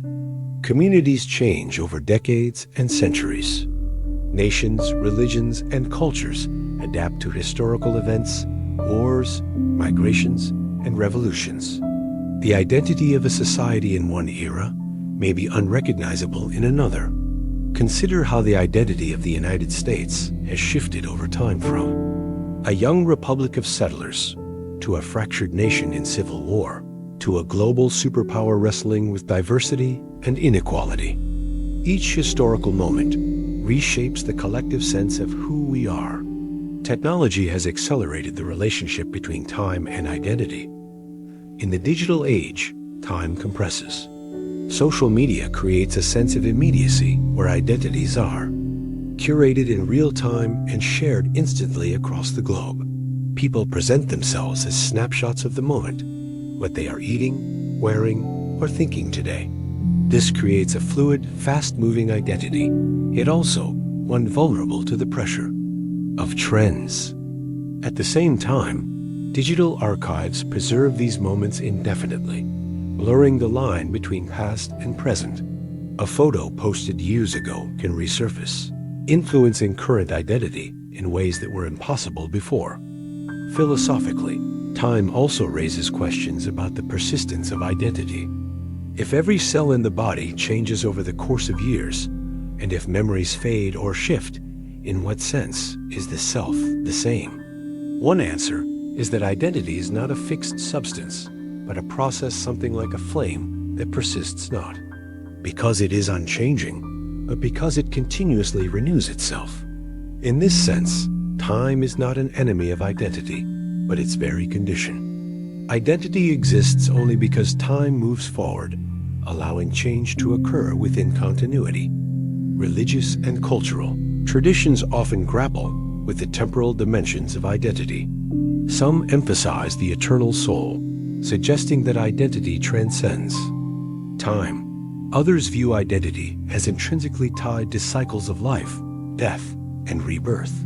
Still others ground identity in history, insisting that to know who you are is to know where in time you stand. Whether linear or cyclical, eternal or transient, each vision frames identity in relation to time. Crucially, time shapes identity not only by what happens, but also by how it is remembered. The same event can appear differently as time passes. A heartbreak that once seemed devastating may later be recalled as formative. A failure may be reinterpreted as the seed of future success. In this way, identity is not only shaped by the passage of time, but also by the reinterpretation of the past within the present moment. Even forgetting is part of time's role in identity. Without the soft erasure of memory, the self would be overwhelmed by detail. Time allows identity to simplify itself, to keep what matters and let go of what does not. This balance between remembering and forgetting ensures that identity is not paralyzed by the weight of the past. Ultimately, time is both the sculptor and the canvas of identity. It gives identity its unfolding shape, pressing it forward through growth, struggle, transformation, and reflection. The self is not a fixed monument, but a river flowing through time, carrying with it traces of the past, the presence of the now, and the anticipation of the future. To live is to be changed by time, and to have an identity is to be the one who changes. Time does not merely measure the self, it makes the self possible. At the end of all inquiry, after traversing questions of mind, body, society, morality, and history, identity remains both deeply personal and universally shared. It is not a puzzle to be solved once and for all, but a lifelong journey, a story that continues until the very last breath. The self is not merely what is, but what has been shaped across time, memory, and relation. To conclude a meditation on identity is not to close it, but to acknowledge its open-ended nature and evolving process that stretches beyond the individual life into the legacies we leave behind. Identity is layered, like rings in a tree trunk. Each stage of life contributes a mark: childhood's innocence, adolescence's rebellion, adulthood's responsibility, and old age's wisdom. These rings remain, visible to those who look closely, even as the outer self keeps growing. We are always more than the present moment. We are accumulations of time. And yet, paradoxically, each present moment also contains the entirety of who we are. Identity is both history and presence, memory and immediacy.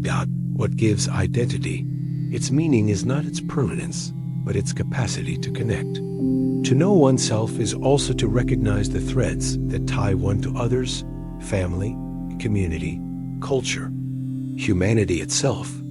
No self stands alone. We are interwoven into the fabric of countless other lives. To deny this interdependence is to misunderstand identity at its core. Just as the body needs oxygen from the world, the self requires recognition, dialogue, and belonging. Still, individuality matters.